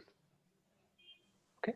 What did I understand? I understood that I am, that in me I have, that I am, which I really am, that I am is the reflection of Brahman. I am Brahman. I am not the body. I am not the mind. So anytime when something happens, you lose this wisdom, because you suddenly somebody shouts at you, you'll immediately the reaction will come. That time, again you remember, no. Don't worry about the reaction stopping. Let whatever come in the mind come. Don't involve in that. That's all. You understand? Somebody shouts at you, the hurt will come. Don't say hurt should not come. Say, I am a witness to the hurt. Hurt is not for me. When you do this one time or two times, maybe the first time only, the hurt will stop coming. The hurt will also stop. But initially, become a witness to the hurt. Is it clear? Yes, yeah, very clear. Okay, now tell me the answer. I am suffering in the world, life. No, you don't need to suffer at all. You just observe what is happening. You don't have to suffer. Correct. You don't have to react. You just keep witnessing. You just observe what is happening around you. Why should I not react? Sorry, why should you? Why should I not react? You don't need to react. There's no use in reacting. It's not going to change any of the order of the world. So, By reacting, you're only you're only inviting more suffering to you. Absolutely. So you don't need to react. Absolutely. Non-reaction. Non-reaction because I am Brahman. You know that nothing has happened to you. You are Satchidananda. Nothing has happened to you. Nothing can ever happen to you. And non-reaction is the way in the world. And non-reaction is not action. There's a difference between non-reaction and inaction. A gnani is non-reactive, but he takes action. Yeah. If somebody scolds at Krishna, Krishna is non-reactive, but he takes an action. He tells you scold me 100 times, I will kill you. Okay, there's a guy called Shishupala. He abused Krishna. Yeah. The court he was abusing Krishna. Krishna told, I'll give you 100 chances, 100 opportunities. If you don't, I will kill you. That is action. That is a conscious action. That is not reaction. Okay? So all reaction in life will stop. And all reactions stopping in life is called mukti. If you are not able to react, that itself is the greatest blessing here. What more miracle? I have almost stopped reacting since the 3rd or 4th class of yours. Since that time, I've almost stopped reacting. For anything happening around, almost I don't react. I really don't react. Very nice. But certain part of reaction is still there. Obviously, I'm trying to overcome that thing as well. But yeah. Very good. That's all it is. The more you continue Shravana, the root of the mind is basically uprooted. But it will remain as long as the body is there. A pure sattvic mind will remain. The reflection of Brahman through your body and mind will shine. Okay? Then all the roles and responsibilities you have will be taken care by a no mind and Paramatma himself. Meaning, practically, when the Gnani is operating, there is no misconception, there is no avarana, no vikshepa. This body and mind is now operating under the order of Brahman. And all your responsibilities and actions will become divine. Not that you will run away. Just because I got enlightened, you don't say, I'll run away from this world. No. The moment somebody becomes enlightened, they'll go more into the world. On the contrary. Okay, when Buddha got enlightened, before enlightenment, he ran away from the world. He was a prince. He ran away from everything that he had. But after enlightenment, he dived deep into the world. He took on more responsibilities, more students, more action happened. There was no reaction at all throughout his life, 40 years of his life, from the moment of enlightenment till the moment of parinirvana, no reaction, but infinite, compassionate, and divine action. Okay? That is what will happen to you. Any doubts? Murli, yeah. I had a similar question what Pallavi ji had regarding. So, as you said, Let's see the Brahman face. is. Show me the face. Yeah. I feel the computer is asking the question. Yeah. Tell me. So, as you said, Brahman is Satchitananda. So, by nature, it is peace and bliss, and there is no suffering. Right. So then, why is this whole game going on? Why is the dream going on? And in the process, as I said, it's a joke for Brahman, but for the Jiva, it's a cruel joke. Like, as you see in the world, most beings are like in suffering right now. Like, except very few people have this Atma Gnana of, I am pure consciousness and I'm not the Jiva. So, when you look at the whole perspective of the world, you see most of the beings are suffering right now. And the world is in so much conflict where if you see the war-prone countries, you feel that it's messed up right now. See, the nature of the world is, Prasadji, is Pallaviji coming back? Yeah, she'll be back now. Okay, we'll just wait for her.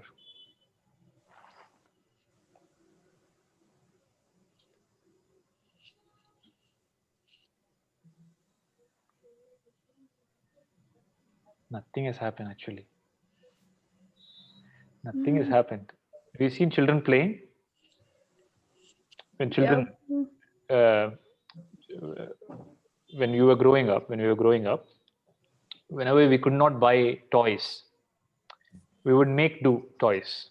Like if there's some broken piece of something and something else, we would pretend as if it's something, and we would play with it, right? And all this is happening, and when we are pretending, we're giving reality to it.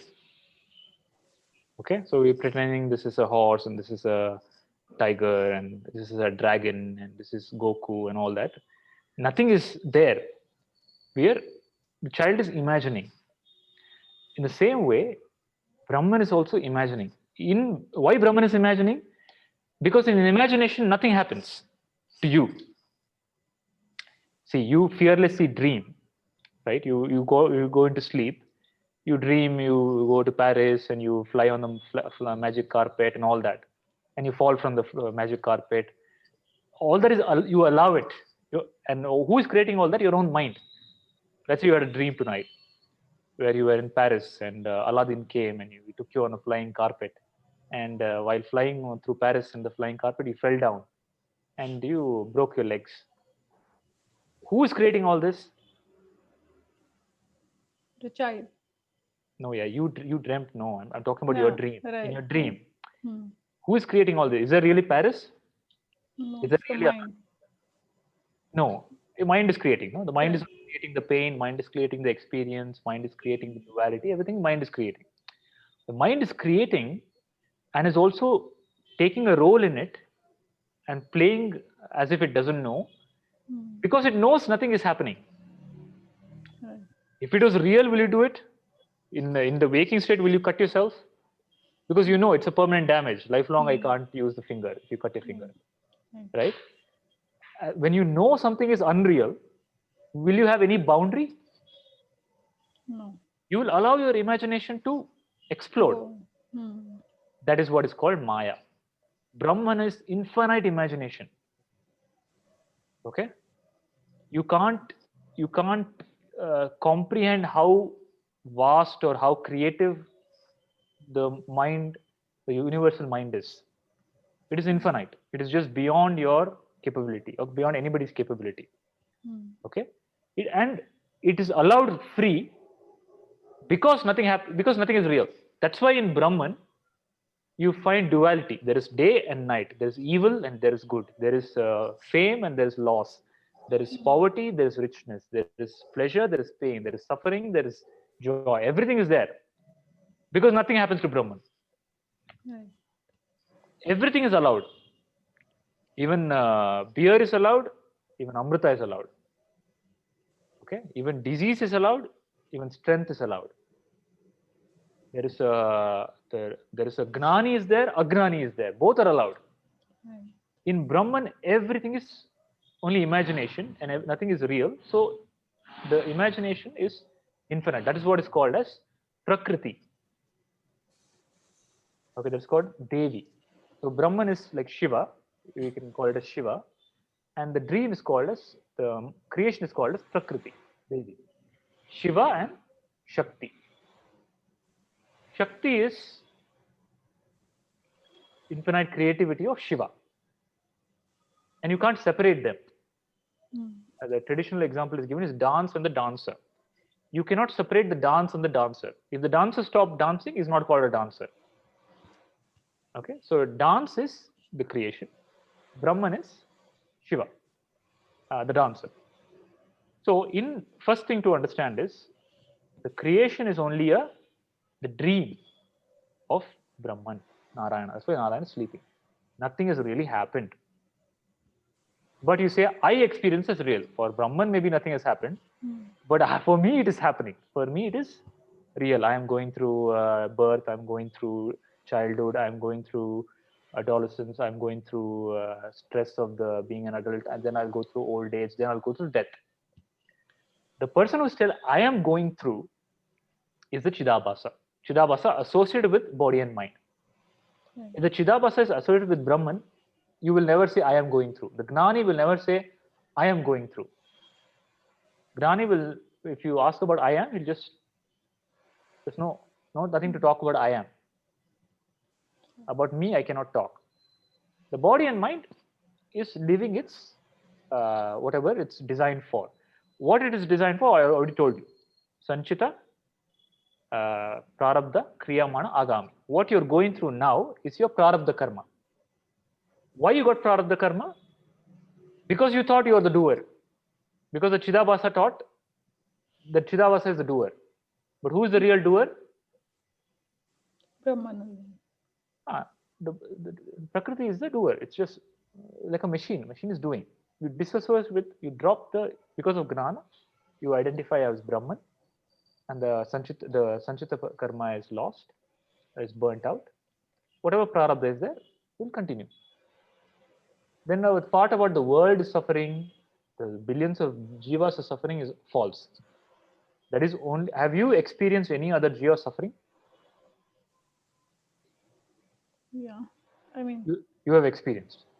Like, I've not experienced, but when you look around, you like when you watch the news, you see all sorts of, crimes, and there's so much happening in the world right now. So you feel that most part of the world is in turmoil right now. That is your feeling. That is not reality. That is only a thought. Yeah, I do not deny the stress and the calamities in the world, but in Gnana, you'll realize that nothing is real. Like in your dream, let's say tonight you went into your dream. In the dream, let's say you were in Paris, and some other country attacked where you were, living. Then you woke up from the dream. Will you cry over what happened? No, because I know it's not real. It's not real. So in Gnana, the world becomes unreal, but that doesn't mean you will become heartless. You will, in fact, become more compassionate. The Buddha or a Krishna or a Gnani has real compassion and love. What you call as love right now, compassion and understanding right now, is all garbage. Do you say I love you to somebody? Have you said I love you to somebody? Yeah, long back. Long back. Like your parents or anybody. Like you say, right? Everybody says. Pallaviji, you have said I love you? Yeah. Okay, what do you mean when you say I love you? Vivek, you have said I love you to anybody? No, many times. Many times. Okay, what do you mean by I love you? No, that we like the person, that we respect the person, we value whatever the person is going to do or the person is about. So your love means that there is some person, and I have some understanding. Yeah, I understood. So there is some person, I have some understanding of that person, and I have some framework of that person. I have some expectation of that from that person. As long as they fit into my checklist, all the things in my checklist are ticked off, all my expectations are ticked, it is love. No, sometimes the expectation doesn't meet also. Still we are bound to like the person because of the social setup of the framework, right? That is not love. That is business. Is that love? No, I mean what I mean to say sometimes, see, obviously, say for example, okay, I will take some hypothetical person. The person is born to so and so parents. Okay, it's husband, because it's of okay. the karma. Sorry. You can take husband. It's okay. Both of you are there in the class, so it's okay. No. I don't mean to say like that. Okay, for example, me. Yeah. Say I'm born to so and so parents. I understand it's because of my previous karma. I would have been born to so and so parents. Let's forget that part for now, only for this discussion's sake. Yeah. So whatever the parents might be, okay, however they might have treated you, you will have to, you will obviously would have developed some sort of affection towards them. So obviously we need not be expecting certain things from parents. I don't know about others, but at least not me. But still you will want to like So them you're, or love them, so you're you're confusing between attachment and love. Okay. Okay. So Okay. what I'm trying to say is, what you know as love is only some form of attachment. Okay, yes. Love you will only know in gnana. Okay. What you call as love, what you normally, not only you, when I say you, I don't mean you particularly, well, what people call as love in general, and what in the movies we see and everything, all that is utter nonsense. Okay, I agree with that part. The attachment thing, yes, probably that is what my sort of love is. But yeah, I agree with that part. Okay. Yeah. So it is some sort of attachment because there is no clarity of who I am. Yeah. There is no clarity of who the other is, and there is no understanding of life in general. So whatever you're doing, it's like a business transaction. I scratch your back, you scratch my back. I be nice to you, you be nice to me. The day I stop being nice to you, if I am stuck, if I am attached to you because I already have some habit pattern formed looking at your face, even though I am experiencing suffering, I need to deal with you. So people get into a lot of these messes, basically a mess, like, okay? Love is what happens after you get gnana of who you are and the other, of aham and idam. Love is a result of gnana. The love without gnana is called attachment. It's called moha in Sanskrit. So what typically is there in the world is moha. And that moha is called as love, that we cannot stop. Okay? In love, there is no duality. There is no separation. And there is no expectation. And there is no hurt. There is absolutely no hurt in love. If there is hurt, then it is attachment, it's not love. Okay? That's why Krishna or the Gnani is told us has divine love, and Krishna is known as a divine lover because absolutely non-attached love. It's a detached expression. Okay, and what is the experience in that love? It is not that I love somebody. It is I love myself because there is nothing apart from myself. You can in your disturbance, you can harm somebody else. Okay, and if the disturbance too much, you can harm yourself also. But you will never destroy yourself because it's part of you. Whatever is you is there is a unspoken love for it. Okay, whatever is not you, then you have moha for that.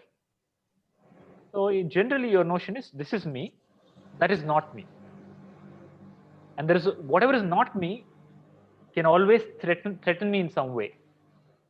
There's always the subtle fear inside that this is not me, that person is not me, so it can affect me. There's always that fear. Okay, and that fear comes from the animal part of the brain. Our spinal cord has still the memories of the animal life experience. So the other is always seen as a threat in some form, in some subtle form. That is not there in Atmagnana. There is no other. In Atmagnana, there is non-duality. In non-duality, there is pure love. It's called prema.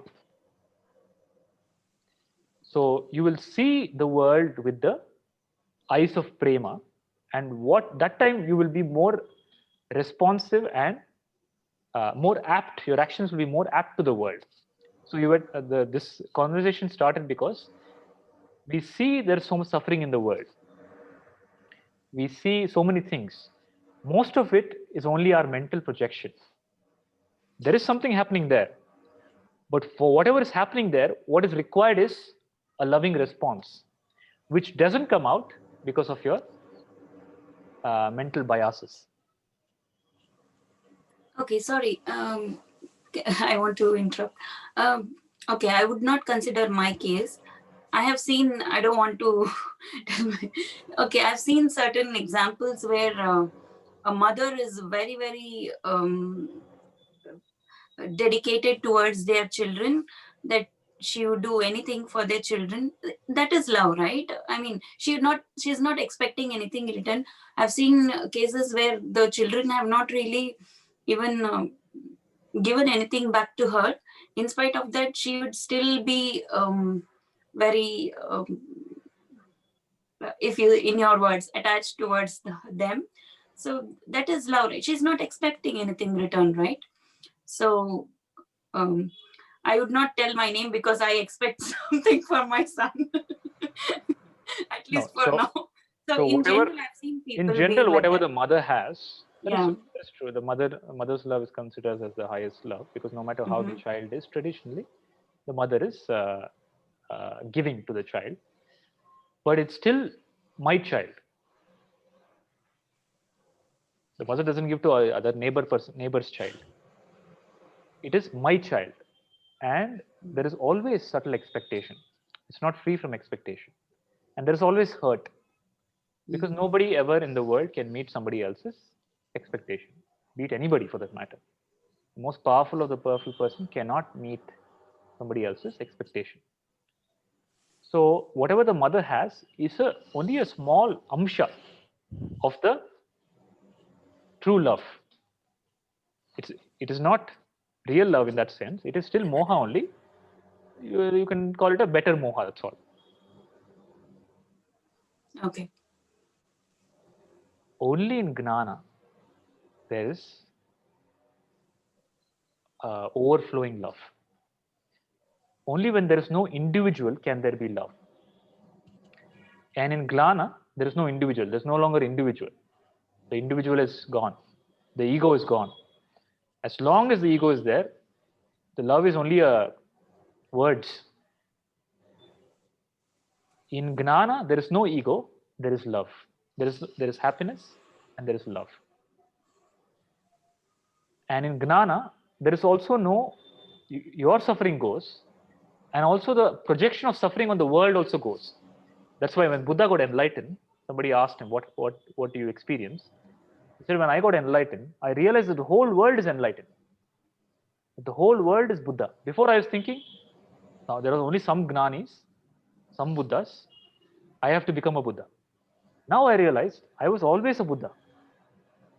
I was sleeping, now I am awake. And and everybody is a Buddha, they're only sleeping. And if I can do something to awaken them, I'll awaken them. That's why I will teach. This is the shift in perception. So now whatever you're saying, Bina, the questions that you asked are just are vikshepa. They're not reality. They're like the 10 blind men, the 10 fools crying that somebody is dead. Nobody is dead. Okay. Now the way outside is stop paying attention to the projection of the mind and start paying attention to the truth.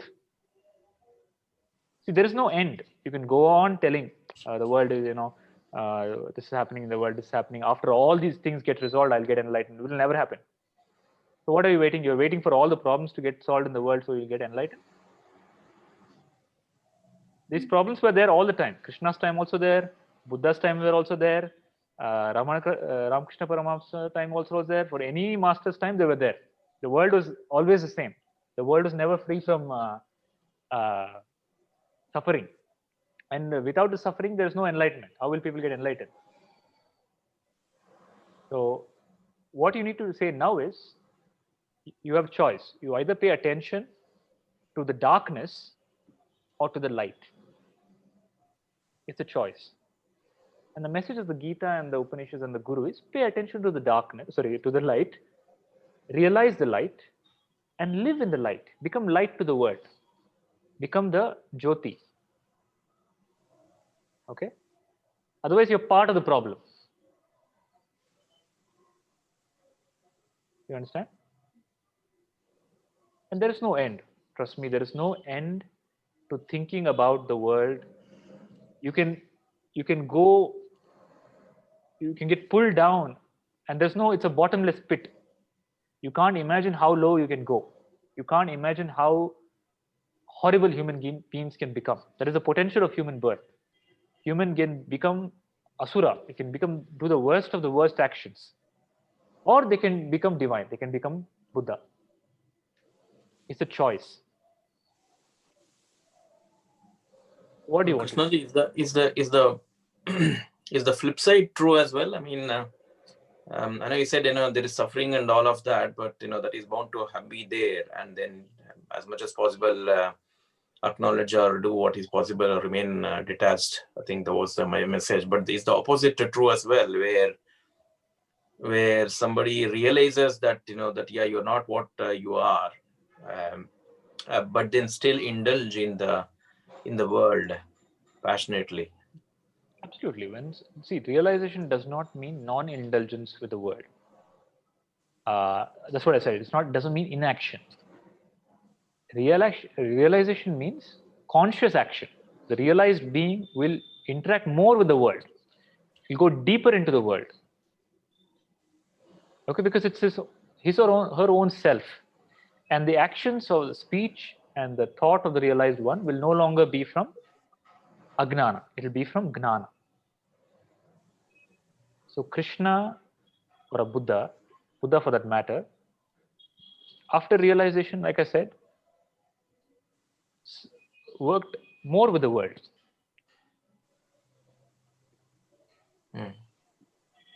Realization does not mean running away from the world. That's a very popular notion created by TV series and movies. Okay, that you have to leave the world. Realization means leaving the world. No. Realization means death of the illusionary world. There's no more world in that sense. For the realized being, there's no more world. There's only Brahman. So why should he go away from Brahman? How does it matter if being in the house or being in the mountains when both are Brahman? If you're running away from the house, that means there is some problem.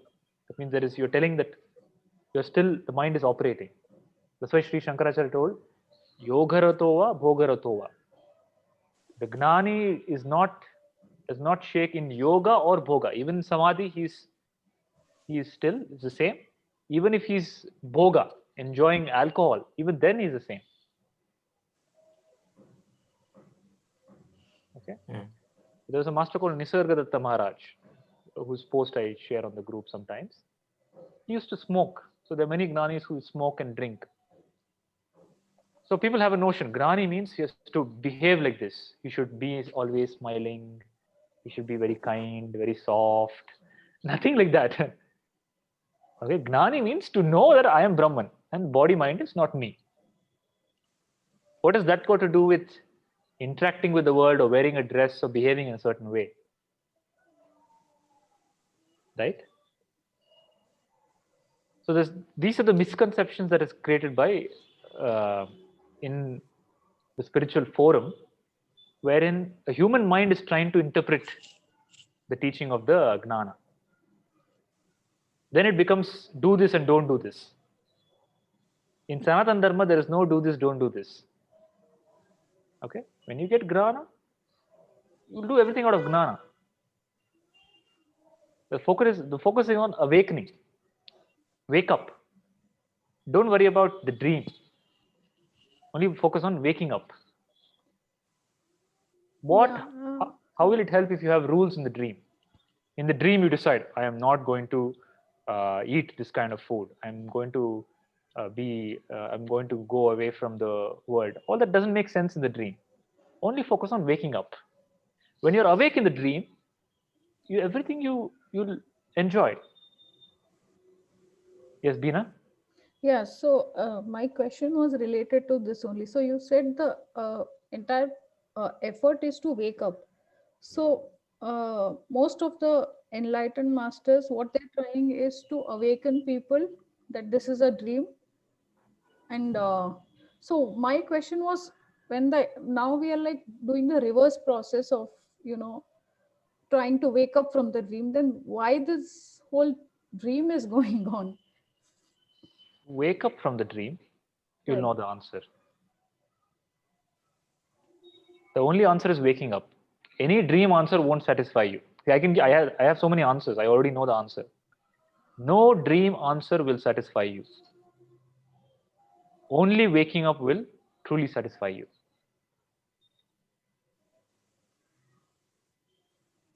The question is why this is there, why dream is there. No answer in the dream will satisfy you. That's why, has it satisfied you? You already know the answers. Religion gives some answer. God created it. It is God's leela. Then God created it. He put you here to experience something. All that answer doesn't satisfy you. Nothing satisfies. Only Atma Gnana satisfies. Chidabhasa has to realize Brahman. It's already, the I am is already, it's a reflection of the true. Just trace back to the pure I, Brahman. Then all answers will be, you will get all the answers, satisfactory answers.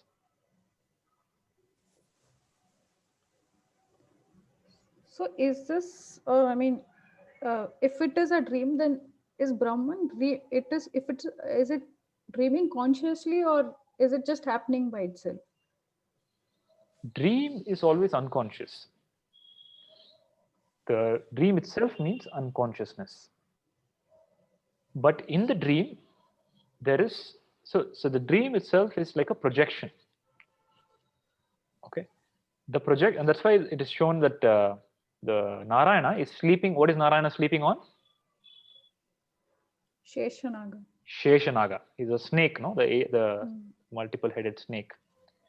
That Shesha represents all the creative ability, or what is typically called as all the vasanas, various impressions of various creations.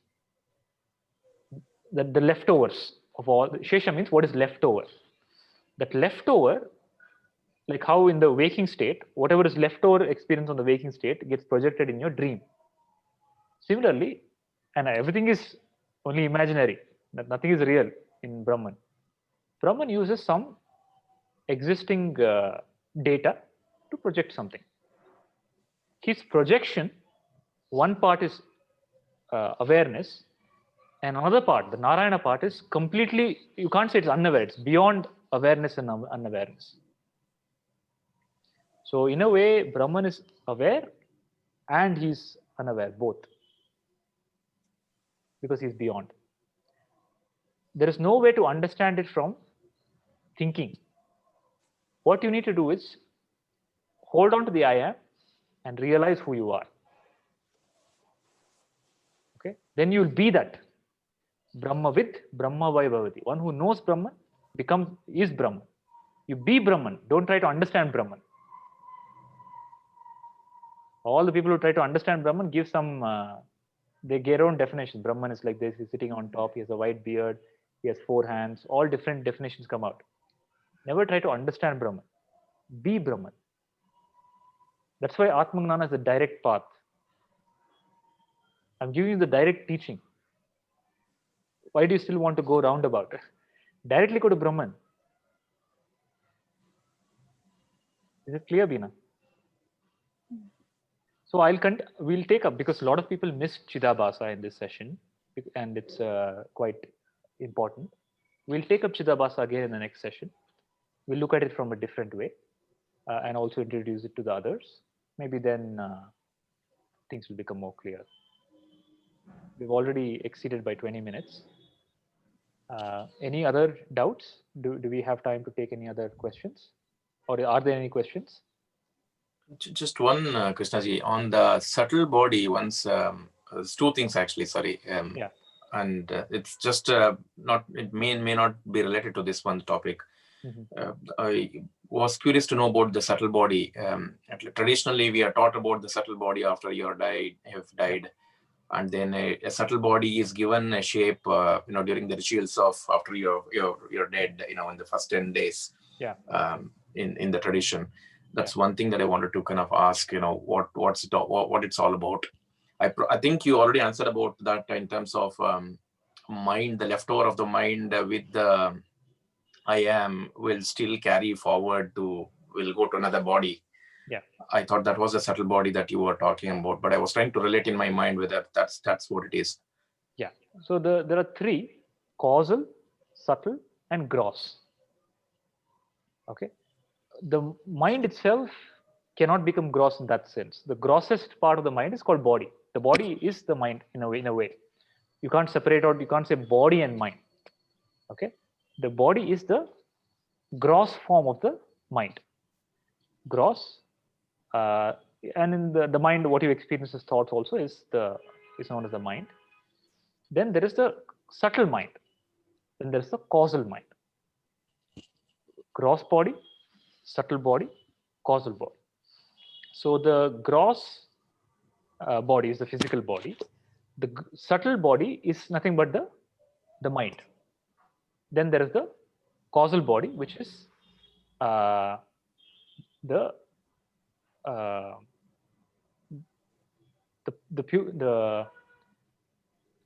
data part of the mind. What creates the mind? Meaning there's a data, then there's a program, then there is an actual object. You got it? Object, the programs running in the object, then there is the foundation data. Okay, that is called a causal. Now in death, what happens? The physical body dies, the gross body, the object goes. The program is left. The programs are left. Now the program by itself is useless. The program needs the Chidabhasa, the I am. The program with the I am, which illumines it, moves to another body. Meaning, that's why when the another body comes, the other body is all defined by the program that is there already. So you might have to give a very simple example. There are these children who are known as prodigies. From a very young age, by the age of 2 or 3, they have mastery over some skill. Okay, that is because of the past momentum. Not only for them, for you also, for everybody will be there. The past momentum, it just manifests in a different way. So, but who is bringing that momentum is the subtle, the subtle part of the mind, the subtle mind, and the Chidabhasa. The mind itself, without the Chidabhasa, is useless. That's why we go back to the example of the iron ball. The iron ball in the fire. And you remove the iron ball from the fire, it looks as if it's fire. That is Chidabhasa and mind. The iron part is the mind, the fire part is the Chidabhasa. Yeah, understood. That is what we call as, they say, no, the Atma, his Atma is gone. Atma never goes. Atma is Paramatma. Paramatma never moves. Paramatma is, how can Paramatma move anywhere? Atma doesn't go anywhere. The mind is projecting another body. Okay, in that sense, the Chidabhasa also is not going anywhere, because Chidabhasa is a reflection of the Atma. The mind is projecting another body, very similar to when you dream. A dream body is projected. Okay, does your physical body in the waking state have to go to somewhere to project the dream body? Where you are only, another world, another body is projected. In the same way, the mind projects another body, and in that there is a reflecting surface which reflects the Chidabhasa, and that body starts feeling I am. Everything is only projection. Nothing is actually happening. So this whole sense of the Atma is moving is not true. One is that Atma can never move, and the Atma can never rest. It's a rest in peace, no? Atma is peaceful only. There's no rest in peace. The mind, and this is moving also is a language that we're using, but the mind projects another body. It's not right to say mind is moving to another body. Mind is projecting another body. And in that projected body, the mind is reflecting Chidabhasa. Because Brahman can never go. Brahman is always there. Is your answer the other clear? one, very quickly, was about I've seen a few things on the near-death experiences people have shared. I don't know whether it's true or not true, but then people talk about them being able to see themselves, for example, or seeing, what you say as illuminated light and whatnot. I mean, the different types of kind of narrations that are out there. So I just want to get some opinion and any clarity around that, if you have any. So see, near-death experience is real. People have that. You can have that in meditation also. That's not a big deal. So what typically they say is they have multiple experiences. One, people say I saw light, and others people say I saw my whole life flashing by me, and somebody else say I felt as if I was outside my body looking at the body and the room, and I heard all you people talking and all that. So all that is the possibility of the mind. See, the mind is not physical. The mind is in a way, in another sense, that iron ball with fire is also another form of consciousness. It has suck and chip. The mind in death, what is happening is there is a feeling that this body is being dropped. So what happens at the time of death is all the vasana of the mind, all the inherent tendencies, vasanas of the mind come out. This Krishna is explaining in the Bhagavad Gita. There's a detailed explanation of what happens at the time of death. And in that, it's like a movie. Everything, all the memories comes out of the life.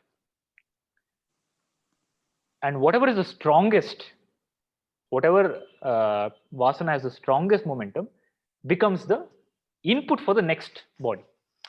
The output of the last body becomes the input of the new body. Okay. So in near-death experience, they actually the mind doesn't drop the body, but it goes through this process. It experiences the vasana simply because in the dream state, the mind is more powerful. Okay, the mind has no more limitation. It's more powerful. Similarly, in the near-death experience, the mind has no longer holding on to the gross body, that I am the gross body, that identity is not there, that link. So it becomes, it expands. So in that expansion, it sees it is able to see multiple, it is able to access and experience multiple projections that it might have. Oh. So again, all our projections, its ability to project and experience it is more. Just the way in your dream, you can fly. Right? You can fly, you can do miraculous things, simply because the conditioning is not there of the waking state.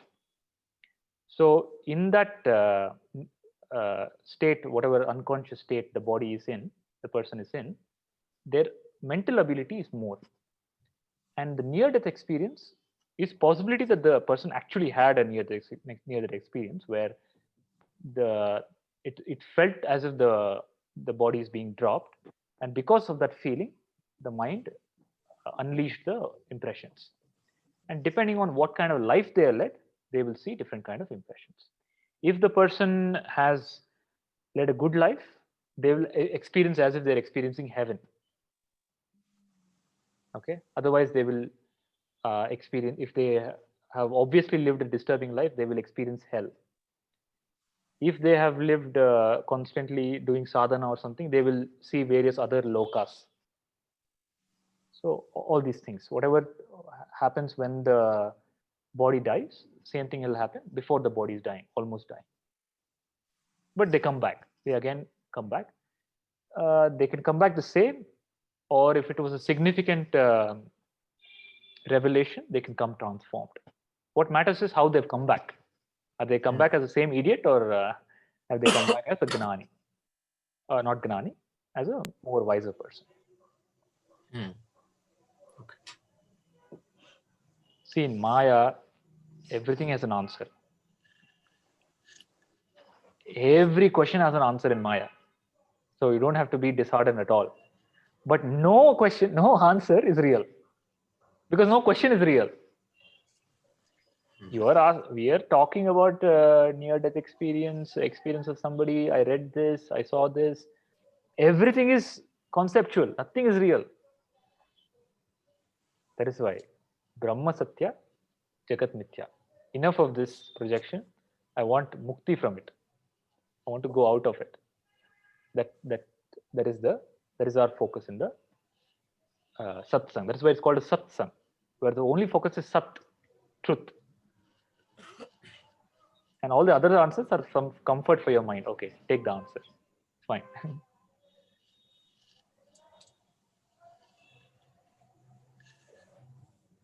Is it clear? So Chidabhasa is clear. Life and death is clear. I think the analogy was very impressive. Thank you for that. The glass of water, and it helps actually reinforce the message a lot. Yeah. I think that I love that. Yeah, the glass of water and the iron ball, and today's all the examples that you gave today was very. I could connect very easily. Yeah. It is registered like that. Yeah. Light has registered. Nothing is of my own. Okay, don't think I created all this. It is the tradition of Vedanta. Whatever I learned from my guru, whatever is in the ancient scriptures, give most of these example of snake and rope, and the ball of iron. The iron ball example is there in the Upanishads. So all these are borrowed. I'm ditto like Sri Krishna Paramatma in Bhagavad Gita. Nothing is of own. Borrowed from Upanishads and Sadguru. My guru, I mean. That is such a great thing for us, because then obviously reading those books or assimilating that knowledge is beyond even belief, to be honest. Yeah. in during this kind of a lifetime. So I really appreciate the time that you're taking to explain all of this to us. Yeah, thank you. And with the stories and examples, it kind of reinforces the message. Like probably as lay people, it's for us it would have been difficult to understand, but with the examples, it's like more clear. Yeah. So, thank you. On that note, we are starting the session for children next Sunday, 25th. Will be the first session. I welcome all of you to join, and maybe just for the first session, if you can be there, just to give them a push. Hopefully, we'll bring all this wisdom to them in the way that they can understand at a very young age, and they can skip all the unnecessary roller coasters that we went through and live a peaceful, meaningful, and a powerful life. So next weekend, we'll start for children. All of you are welcome to join. Sure, Krishnaji. Thank you. And my plan was to, I think we've done with pretty much 9 months, 9 classes. So I was thinking by December 25th, which is Gita Jayanti, we will have the last session for this batch. But see, typically it's to be done in person, with face-to-face. But since we are in different geographies, we'll try to do it online. We'll either try to do it on 25th, or if there's more contemplation required on Chidabhasa, because many people miss this time, we might have an extra class, and in Jan, we will have the last session. And after that, we will either parallelly, if there are enough new people to join new batch, we will start a new batch, which all of you can continue as well. Or I was thinking on 2 sessions in a month will be for children, and the other 2 weekends I'll use for adults, wherein we'll discuss, we'll continue the conversation. The Shravana will continue. We'll go deeper into Upanishads. Now we only saw like an overview of Bhagavad Gita. We will look at the Upanishads and other various scriptures. And the message is simple. I'm not the body, mind, intellect. I am Brahman, but told in different ways to remember it. So that's what we'll do after the this last class for this batch is completed. Yeah, that would be wonderful, Krishnaji. I mean, the amount of programming that has happened over, obviously, depending on each of our age, Yeah. it's massive. So in order to unlearn that, I think the more the reinforcement, that's better, actually. Yeah. So we'll continue the stream. Yeah, so that would be really wonderful if you are able to continue. Absolutely. We'll continue the stream. The Gnana will keep flowing. The Ganga will keep flowing. Whoever wants to take a dip can take a dip. Tanvi has been silent. Tanvi, did you understand? Did it full clear? Everything is clear. I can see light and halo behind your head. I don't know where that is coming from, but yes, it is clear. I was Lot of just light is absorbing coming. everything. A lot of light from your head. That's me getting nearer to getting mukti. Mukti. What you will do? Are you married? No, How will you get an enlightened husband now? that's even better, no? Now already there was some criteria. Husband has to be big shot and rich and everything. Now another criteria, he has to be enlightened. That's okay. We'll see about that. Your I'm not parents will thinking have a hard about it time. in the next years. Okay, so Chidabhasa is clear. Yeah. Very nice. Okay, I'm very happy that you all responded so well and are clear about this concept. It's a very simple concept, but it is because of the people like to get very technical and very they scriptural. They try to make things complicated, but this is all there is. Okay, and nothing I've said is my own understanding. Of course, it's I've understood, but I meant it is coming from whatever I learned from my guru, and hopefully you can also understand it and pass it on. So this wisdom keeps flowing. Thank you very much. That's me. So we'll just chant Loka Samasta and close the session. Loka Samasta Loka samasta Sukhino Bhavantu.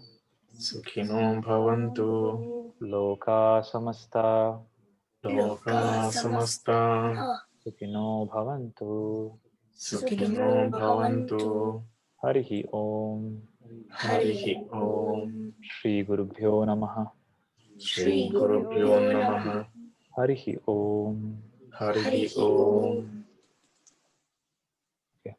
Hari Om, everyone. Hari Om. Thank you. Thank you. Thank you.